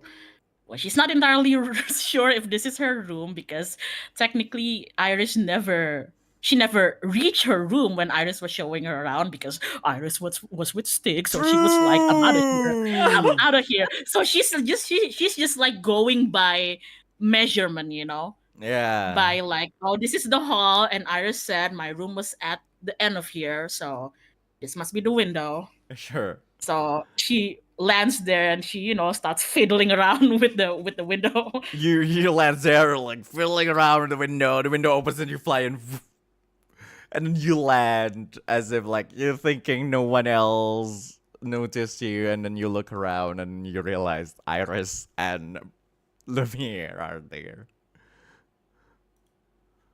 Well, obviously she jumps. She's like, ah!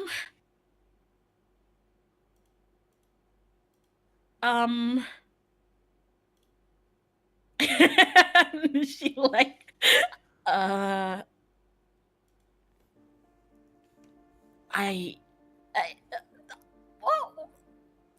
this. I thought this was my room. I'm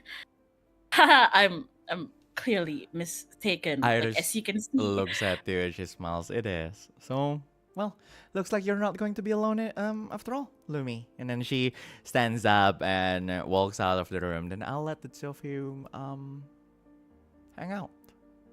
She closed the door. she... And Lumi's just like mouthing thank you to Iris.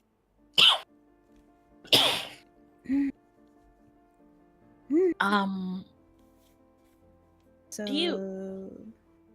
Do you want me to be here, or do you want to be alone? Because if you want to be alone, I can just if I want to be alone, I might as well be in my room. Oh, that's true. And like Castia closes the door, closes the window, and she like gingerly starts like unbuttoning her cloak and everything. Well, still keeping an eye on like Lumi, and as she does so, she's just like, so, how was your day? I don't know what to call. How was your day? It seems like you're went sightseeing. Me? My day was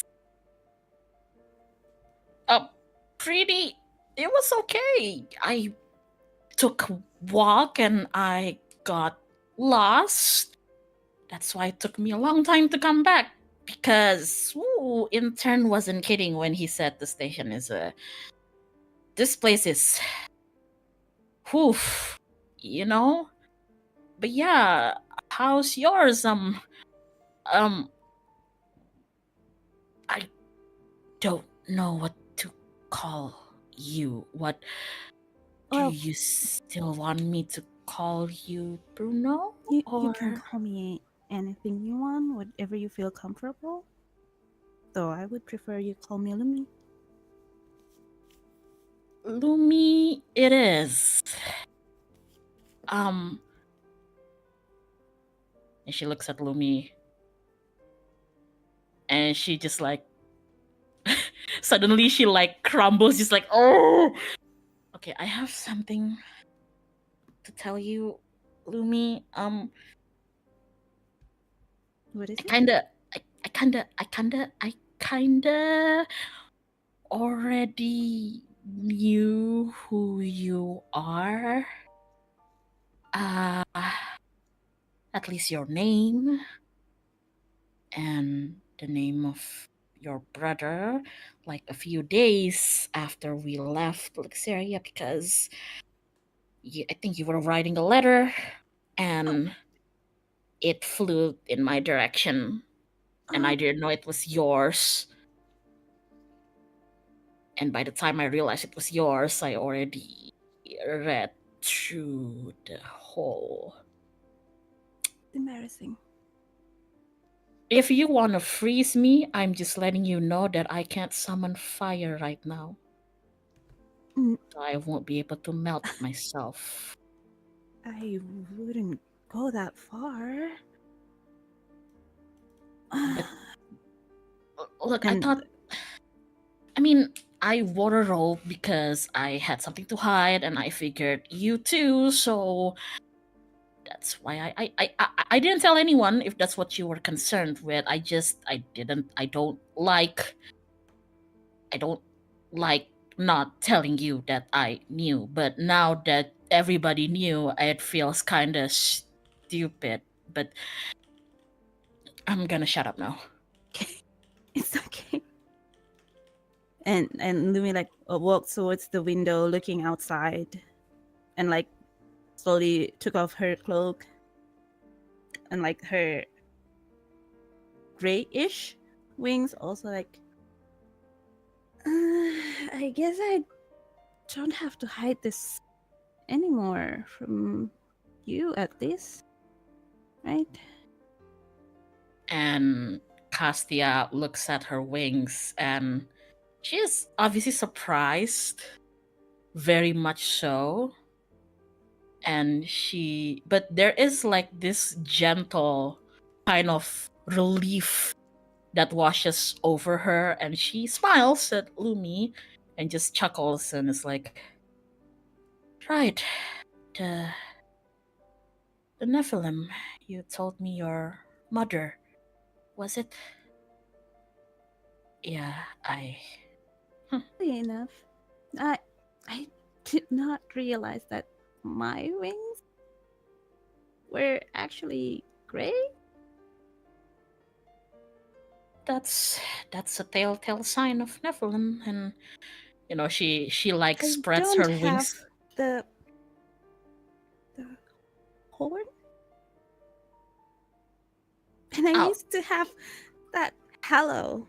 It's and just realized that everything is fake. yeah.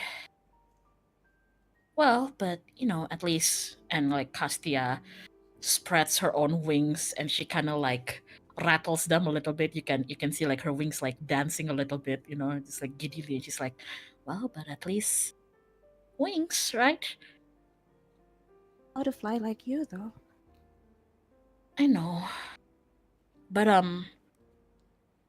even so, I think and she glances at like Lumi's robe, and she's like, I think it's still a good idea to use the robe if you're gonna be roaming around outside, just to be safe. You know,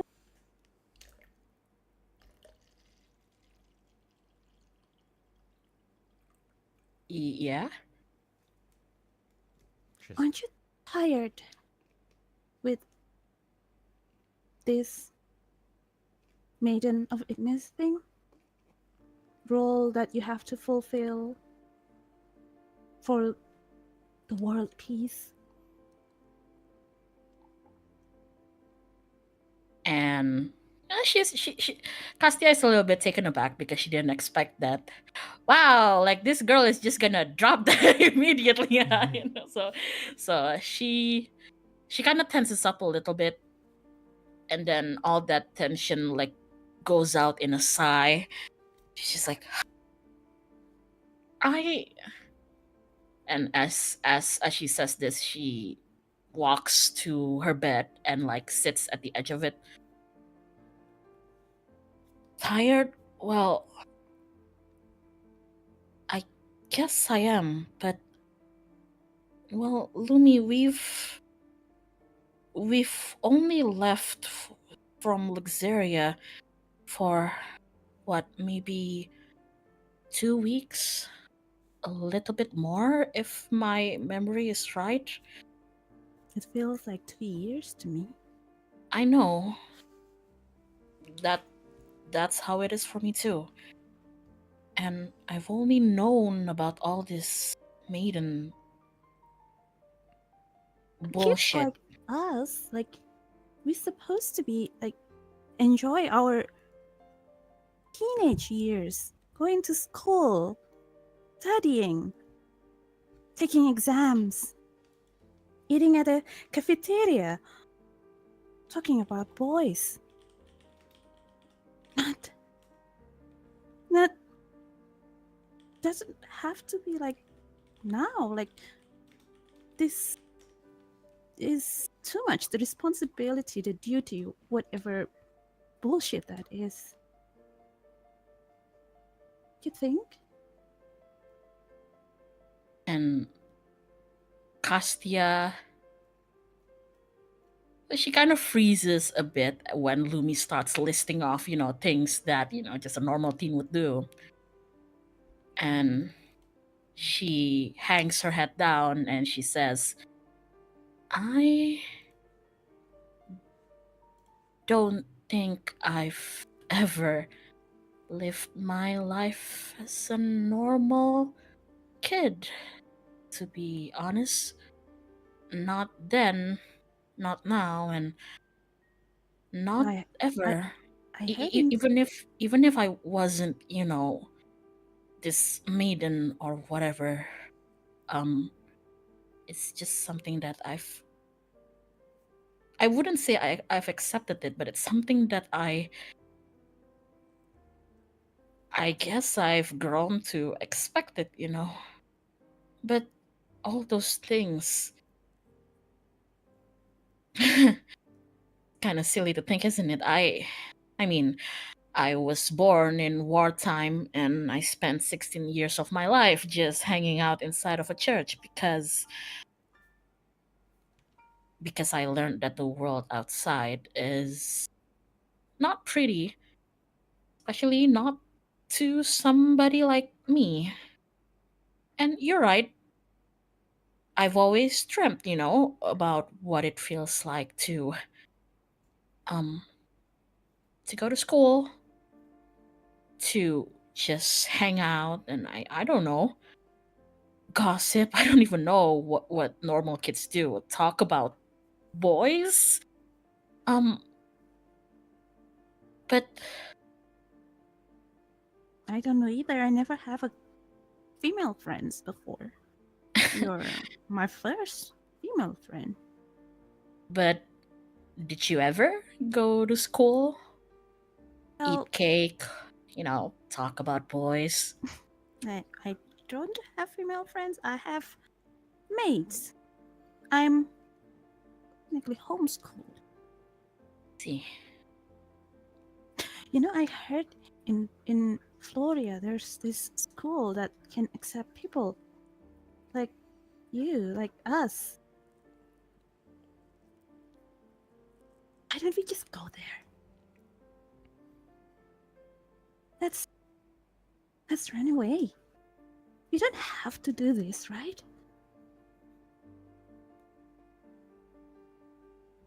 and she looks at Lumiere. There's like there is like a very clear like want and desire, like swirling in her eyes, but there's like something else that's just like crushing it all down. And she absolutely forces a smile on her face, and she gently tells Lumi like, that would be nice. I think you fit in a school, I guess, Lumi, but all those things that you want, all those things that, well, we want, go to school and eat cake and just go about our days gossiping and laughing and, I don't know, pulling pranks on teachers, I guess. Is that what kids do? But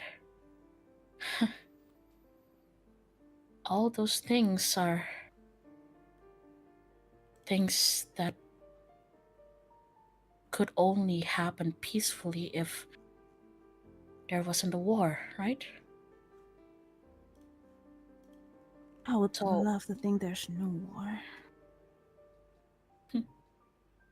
So Lumi walks towards the bed and like nonchalantly lay down on the bed.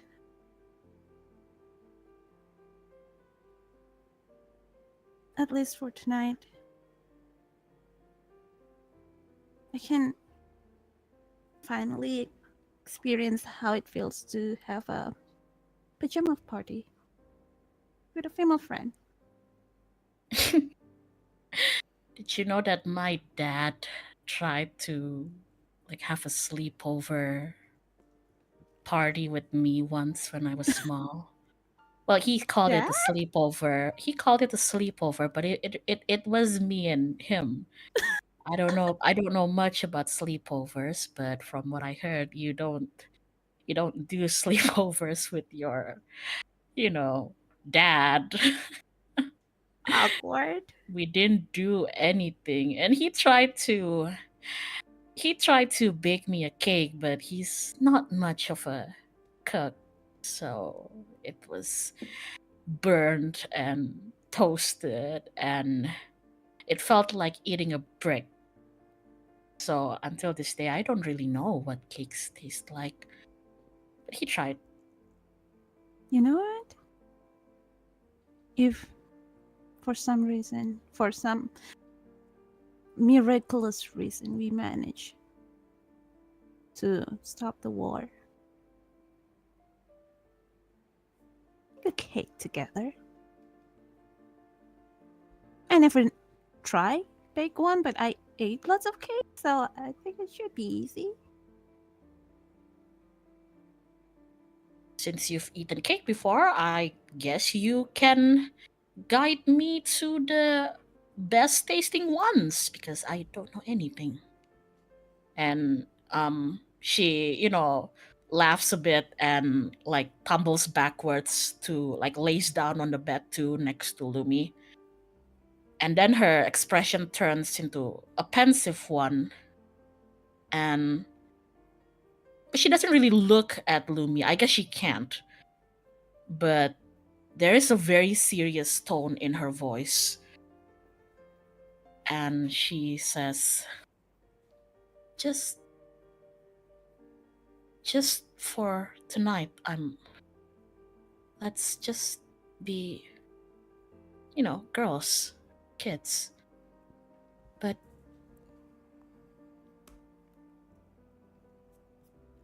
when the sun rises, Lumi, and you and I have our own goals to do. You want to go to school and want to eat cake and all. While Cassia is saying that, Lumi is actually already drifted to sleep. She didn't hear Well, Castia some part of that. Castia doesn't know this, and she just goes on and like, whatever being a maiden means, if you want all of that, then you really shouldn't be telling me to run away. Right? And she looks at Lumi and she's like, oh.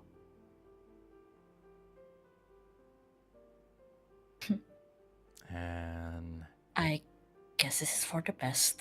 And she just grabs the blanket and covers it on top of like her and Lumi, and she, just cuddles up next to Lumiere. sure. Just like, good night, Lumi. And she mimirs. And she mimirs. As we go to Stygg and Percival. Perseus. Yes. Perseus, not Percival. Stygg and Percival, beat him up! So you chased Perseus. Perseus is walking back to his own room. And he saw you following him in the middle of the corridor on the second floor, and he looks at you. Do you need anything? Well, your underlings or comrades or whatever you call them seems to believe your cause strongly, but they don't really agree with your methods apparently.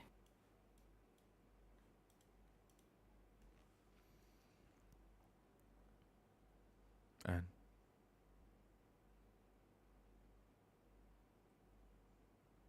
You know that Mona almost tell Castia about her detailed role and how Percival just now almost killed his own sister, and so you were asking for our help to go to Luxeria and save Castia's father and all, but I also want to ask something in return. go on, Mr. Stygg. I want an insurance. Insurance.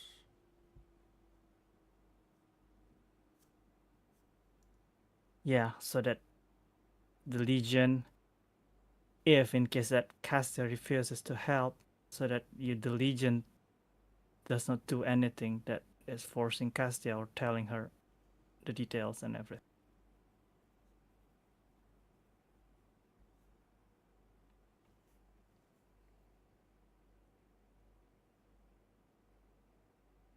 I cannot give you such insurance.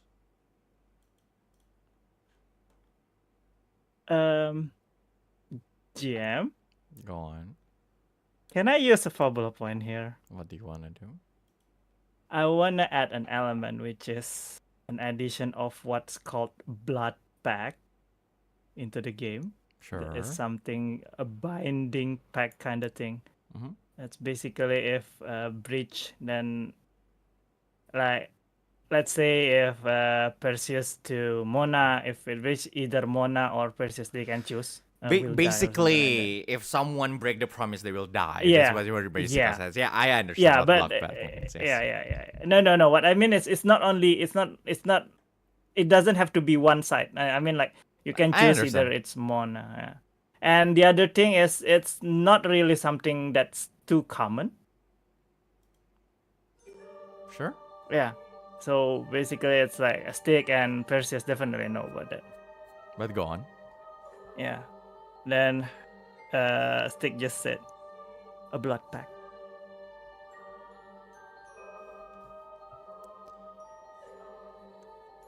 A blood pact. Yeah. As simple as that. So you want me to enter a blood pact where I will promise that nobody should force Castia into becoming the Maiden of Ignis. You got me wrong there. What I meant is that the Legion makes a blood pact to you.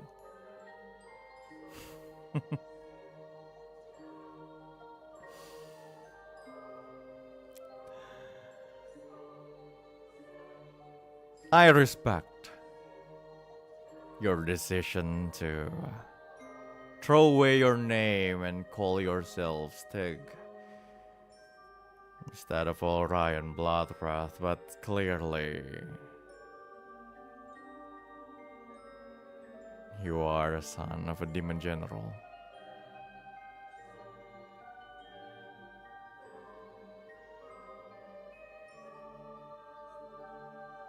He walks there.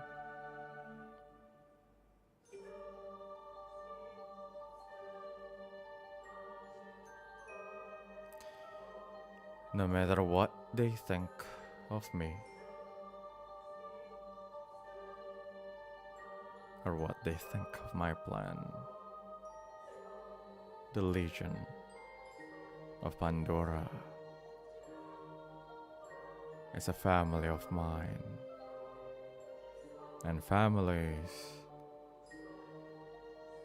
we trust each other. We believe in our own words. We do not enter blood pacts. And I myself do not agree that every single one of them have to obey me. This is not the military. The Legion of Pandora are people who gather because they want to save the world.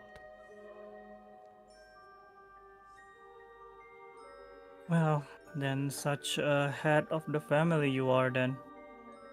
But all those people not listening to you at all.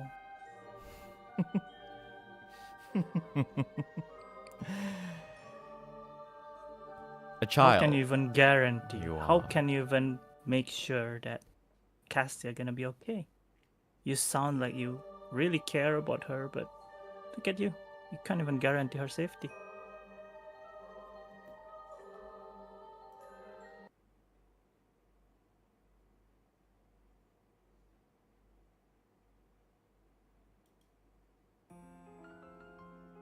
He raised his hand and snap his finger. At that time, you feel pressure. Really heavy pressure.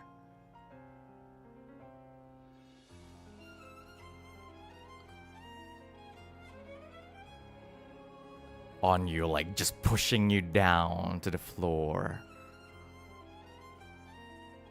And at some point, you can hear someone stepping up through the stairs. You know, like really struggling, and it's Mona. Like she's holding on to the wall, and like she's literally like fighting that same pressure. And you can also hear like some screams coming from the other place. And he looks at you. Perseus looks at you and he says, "A father doesn't force their children to a blood pact. I educate them." Yo. And the pressure is gone. He's nuts, I tell He ya! turns around. He walks to his door. And he looks at you. Anything else you want to add, child? Actually, Stygg is really calm and just like, well, now I guess I know what kind of guy you are. Don't worry, it's not like I'm not gonna help you. Like, sorry, I'll take that back. It's not like I'm not gonna do anything about the Luxeria thing, but please do mind that I'm not helping you. It's for Terrence.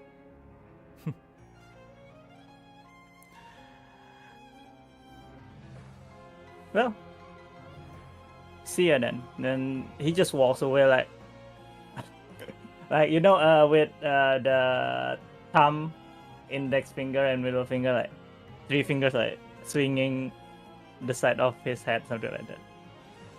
Just walk away. Sure. You can still as you walk, Mona looks at you. Anger. Like, why the fuck did you do that?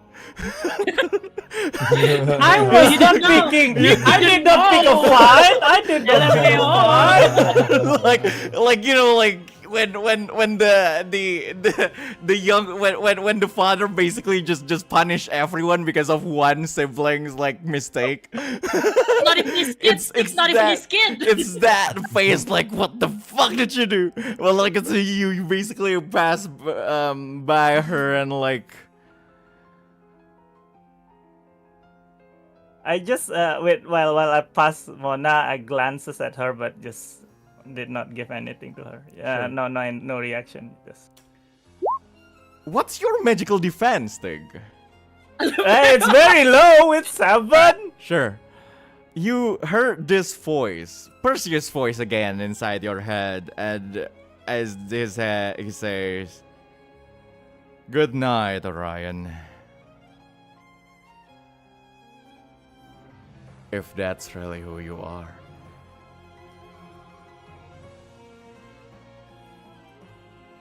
Stygg will remember that. So will Mona, Lamau. Damn. Damn, this is like the youngest sibling making a fuss, and then the oldest one is the one who gets it. You know, like, the hell. the other originator was like, what the fuck angered him? I know. Did Iris got that one too? Okay, what? Did Iris got that pressure too? You don't know? Oh shit. I'm fucked. Maybe that's why she told you not to pick a fight with him. I did not plan to. I was just testing. I was just Okay. testing his character, man. I did not You even didn't get know. serious about the blood pack or anything. No. Well, that's No, here's the called- thing. Stygg did not really meant for the other members to have a blood pack with him. He's just testing him. I know. Like, yeah, and like his anger is like, are you fucking with me right now? But yeah, anyway, let's go on to the very last few scenes of this season as we go to Intern. Hi, Intern. Oh, hi. Do you sleep immediately? What are you going to do right now? Oh no.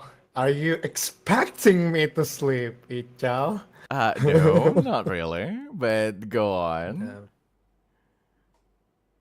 I just went back to the bar actually and just chilling there. Intern is just chilling there. Sure. Finally with actual people and actual bartender, I think. Yeah. Actually, the bar is really empty. What's Right your now. magical defense? 11. Ooh, okay, sure. Why not? Oh, I'm sorry. Well, That's, well, that's with +3, by the way. oh, okay. Okay. So, Uh, Intern, you are making your way towards the bar, I believe. Oh, wait, hold on. Sorry. So I'm not inside the bar yet. No, Right. no, no. Oh, can I change my destination? Where? I'm just looking for the blacksmith. I just look for the blacksmith. Sure. So you're looking Yeah. for Christian. Yes. Sure. So you try to you try to navigate around like the whole thing, the station and everything, but you know where Christian's smithy actually is. But you feel like you know where you're going. You're just walking normally. There's nothing like you're going through like the streets of like everything. You notice like some buildings that have changed for the past 15 years or so, and this and that and everything, and then you reach your destination, the warehouse where you put the Lord's Wrath. Uh-oh. You're not exactly sure why. Why are you there?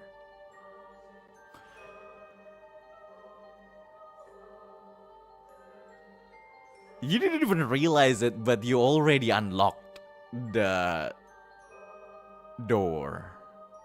And you're already inside right now, and now you're standing in front of the machineries, that is the prototypes of the Lord's Wrath.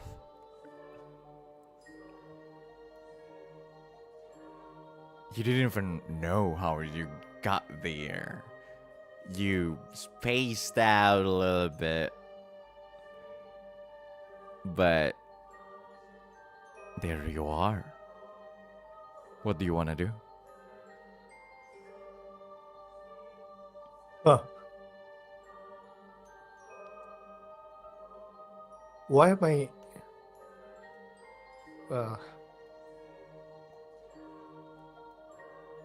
It feels really cloudy. But why am I back here? as intern actually, uh, gaze around the warehouse, Mm-hmm. then that machinery is just covered in uh tarp. Is that it? Yeah, Tarp. Yeah. tarp or something like that. Tarp. Yeah. He unconsciously opens the tarp, looking directly at the machine, the prototype. Mm-hmm. He knows something is not right, so he examines everything in the warehouse and the machine. Sure. Do I need to roll anything? Roll double inside for an open check. Double inside. Okay. Let me check something first. Yes. I think I remember I have something about. Oh, okay. I'm gonna use one trade point to grant a bonus equals 6 to the result of the check. Sure. By using I've heard of it. Oh wait, you or an ally Yeah. who is able to. Oh, you, berarti. Sorry. Yep. So it's okay if I'm alone, right? Mm-hmm. Okay. All right. I'm just gonna use that. Subtracting my TP and then roll double inside plus 6.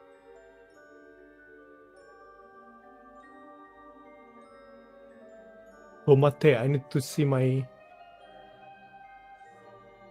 Oh, it's dexterity. Never mind. Okay. Rolling. Are you going to accept that then? Oh my god. I'm gonna re-roll using my one Fabula point. Your last Fabula One point? last Fabula point. Sure. How's your trade helping Because- in this? Oh yeah. So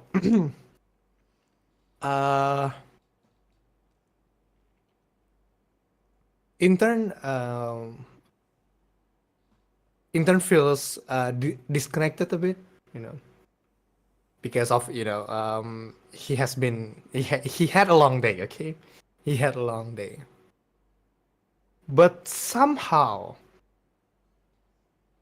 he remembered that time with Mona a few moments ago, Sure. and see Mona smiling like that, and he's just like, oh, like just when somebody wake up from a nightmare or something. Anyway, rerolling. Sure. Do I keep the +6 or not? Yes, you keep the +6. Okay. All right, cool. Nice. That is 18. You basically know everything. Yeah. So you understand the prototype really, really well. You've seen everything before. It's kept in frank and honest, and you actually really did really did a good job in keeping everything pristine condition and everything. You see all the components and all, and then you see how this part does things, and the Lord's Wrath itself is this just like you say, it's a weapon of mass destruction, baby. So what it does, it basically it launches this immense this small compressed magical energy into this one small orb of light that when it hits the ground or the target, it just immediately detonates into this creating this huge explosion that destroys a lot of things. It doesn't destroy, it's almost like mercy killing, because everything it touches, it immediately just disperses into thin air. It's that kind of thing. You understand what part does that, what mechanism does that, and then you see the core of this prototype, the one that is that have been used before in testing, basically. You see that the core is just this how do I say it? It's a gem in the shape of a teardrop. Mhm. And you start to feel, you've been exposed to like magical aura. You've been dealing with Magitech all this time. You made Gomi and the other prototype of Gomi, and a lot of things really. This felt familiar. The aura felt familiar. It felt. It has this same immense energy, this property that that is similar. It has a property that is similar to the Caladanda, or the gem that Stygg has, that he took from the machine inside the cave. I forgot about that. You move towards that, and like you're attracted. You somehow your body felt like compelled to move towards it, and like you could start to touch it. And you understand that this is the source of energy. It's just that after that first test, nobody else knows how it can be used anymore. But one thing that you remember from all of that was that the Lord's Wrath, the prototype of Lord's Wrath in testing before, and mind you, this is not the full power of a Lord's Wrath at that time, could be done by sacrificing an angel. You remember it clearly. An angel woman with red hair, whose life energy was literally sucked away and created and shaped into this core. And you remember, in particular, there's basically this prison upon prisons of this air quote test subjects. It's something that you didn't remember really well at that time because you didn't work on that.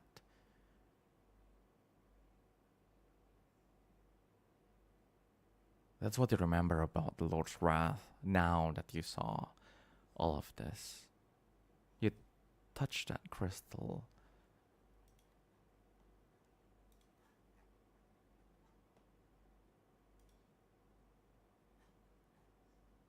Touching the crystal. And you, Sorry if it's awkward. and then you turn around.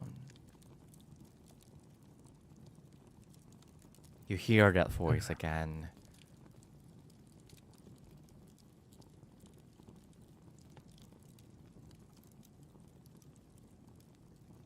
What's that? Who's there? Human. As you hear the sound of gears turning, of switches moving, of ticking You. clock.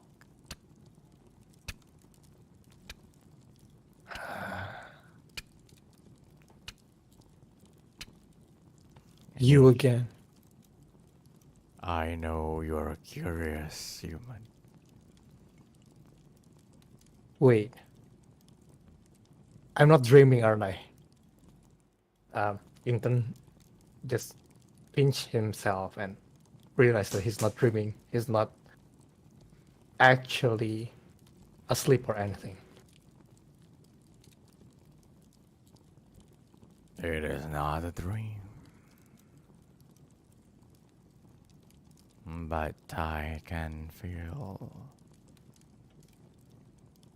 behind that lies of not wanting to see the war anymore.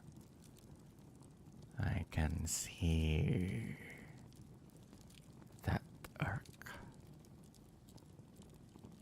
for destruction. Don't you want to see the wrath of the Lord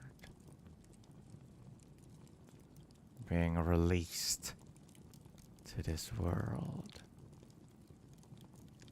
Human.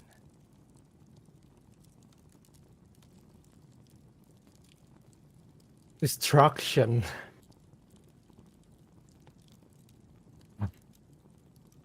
I am nothing like you. I don't even want to fight anymore.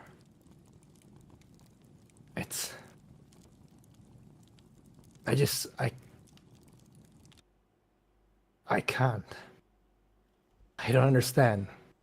Why do you appear before me? There are many peoples. There are many people who want to fight, but you're Because here. you know, deep inside your heart, that fascination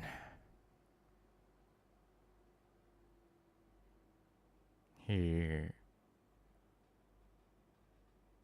disappears. Then let me show you what we can do, human. You see, suddenly the view in front of you changed into this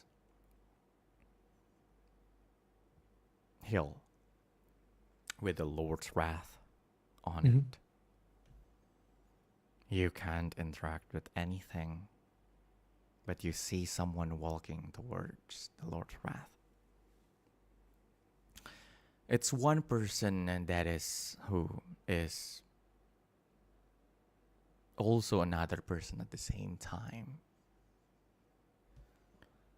At first, you see a girl.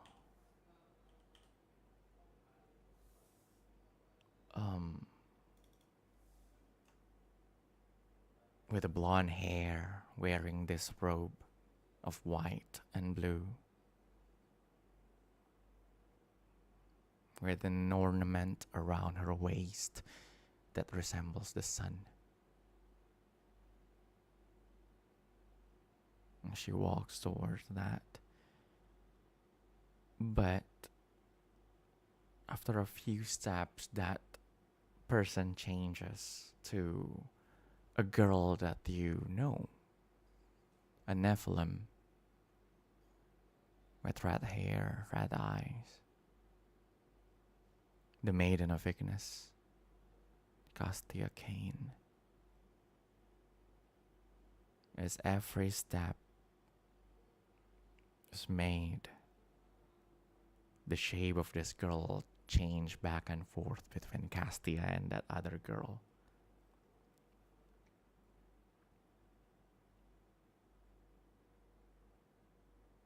You felt like you're seeing two different things at the same time, but the outcome is exactly the same. As Castia reached that Lord's wrath, she raised her hand, put that hand on a crystal.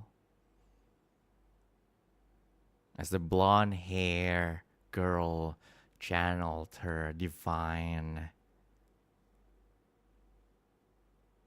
arcane into that crystal, you see the Lord Wrath is active. And then you see the both of them activate the Lord's Wrath. It's far beyond what you will imagine as this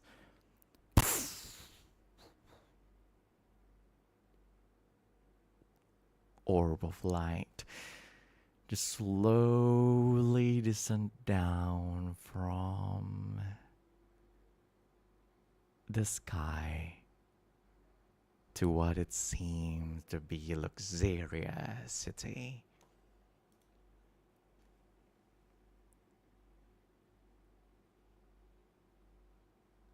A single sound, a chime of a bell, could be heard echoing throughout the whole space the moment that orb reached the tip of Luxeria Tower. And there you saw it. The biggest explosion that you have ever seen. An orb of pure energy, pure heat, pure destruction. It doesn't even push anything back. It doesn't even destroy anything to bits. It just erases them into inexistent, creating this massive ball throughout the whole space as it slowly reaches you and envelop you in this pure white light. Intern, you see him again standing in front of you. You have the power, human. The power to be him. Prometheus. As he offers his hand towards you. Will you fulfill our wrath? What do you want to do, Intern? I want it! Holy shit! What a game! Make a choice, but It's intern. It's intern, you know. Like, yeah. it's intern. I want to give him. Oh my god. Can I ask other players first? No, you can't. No. Okay. Alright. It's up to you. Your choice, bro. Okay. You're on your own. Either way, it's all good. Just follow your heart. Damn it. This is so good. What have you been cooking? Intern hyper. So,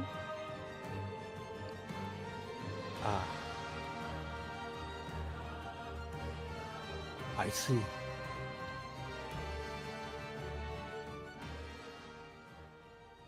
I understand it all now.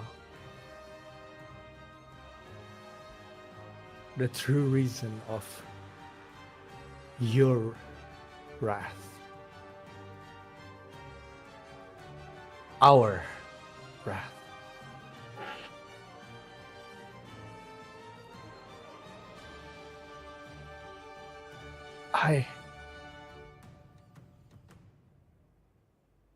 I was fleeing because I don't want to face it. It's not that I don't want to fight anymore. It's that I want to stop the fight once and for all. There's always some fool who wants to rule this continent, always forcing others to do what they cannot do for themselves. And yet, here I am.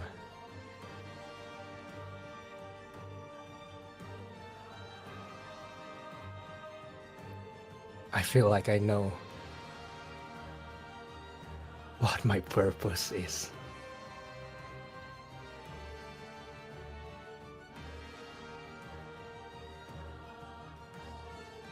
Even though that I'll become death, the destroyer of the world. Intern tried to reach Asura's hand. Sure. You reach his hand and you feel that link, that bond that is created between you and the crystal and the Lord's wrath in general. Your head is now filled with everything, with this power to end the world, but no, for Asura, for you, it is not a means to end it. It's a tool to bring it back to the very beginning.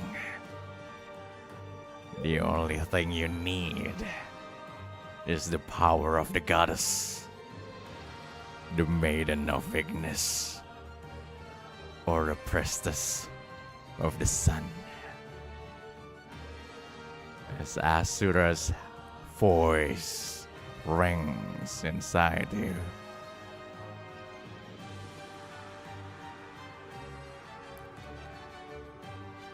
yes, let us save the world.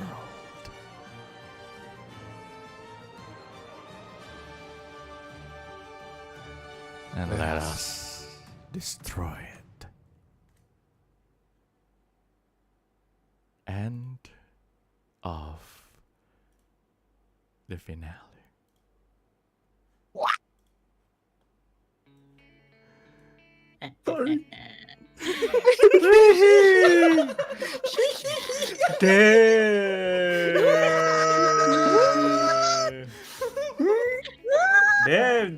Damn.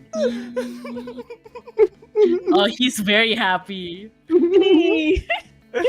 I'm gonna go do Warcraft. Sorry. Oh god. Man, that was nice. Yeah. That was nice. Oh lord. Anyway, yeah, after this there will be some time skip before we're going to start our next campaign. The next season of Train to Floria. Not really. It's the next it's gonna be the first episode of Ascension of Pandora. Holy shit. Anyway, if you guys like this type of content, don't forget to subscribe, leave a like, leave a comment. Any kind of support is always appreciated. I'll see you guys on next session of Chaos Ascent. Bye bye.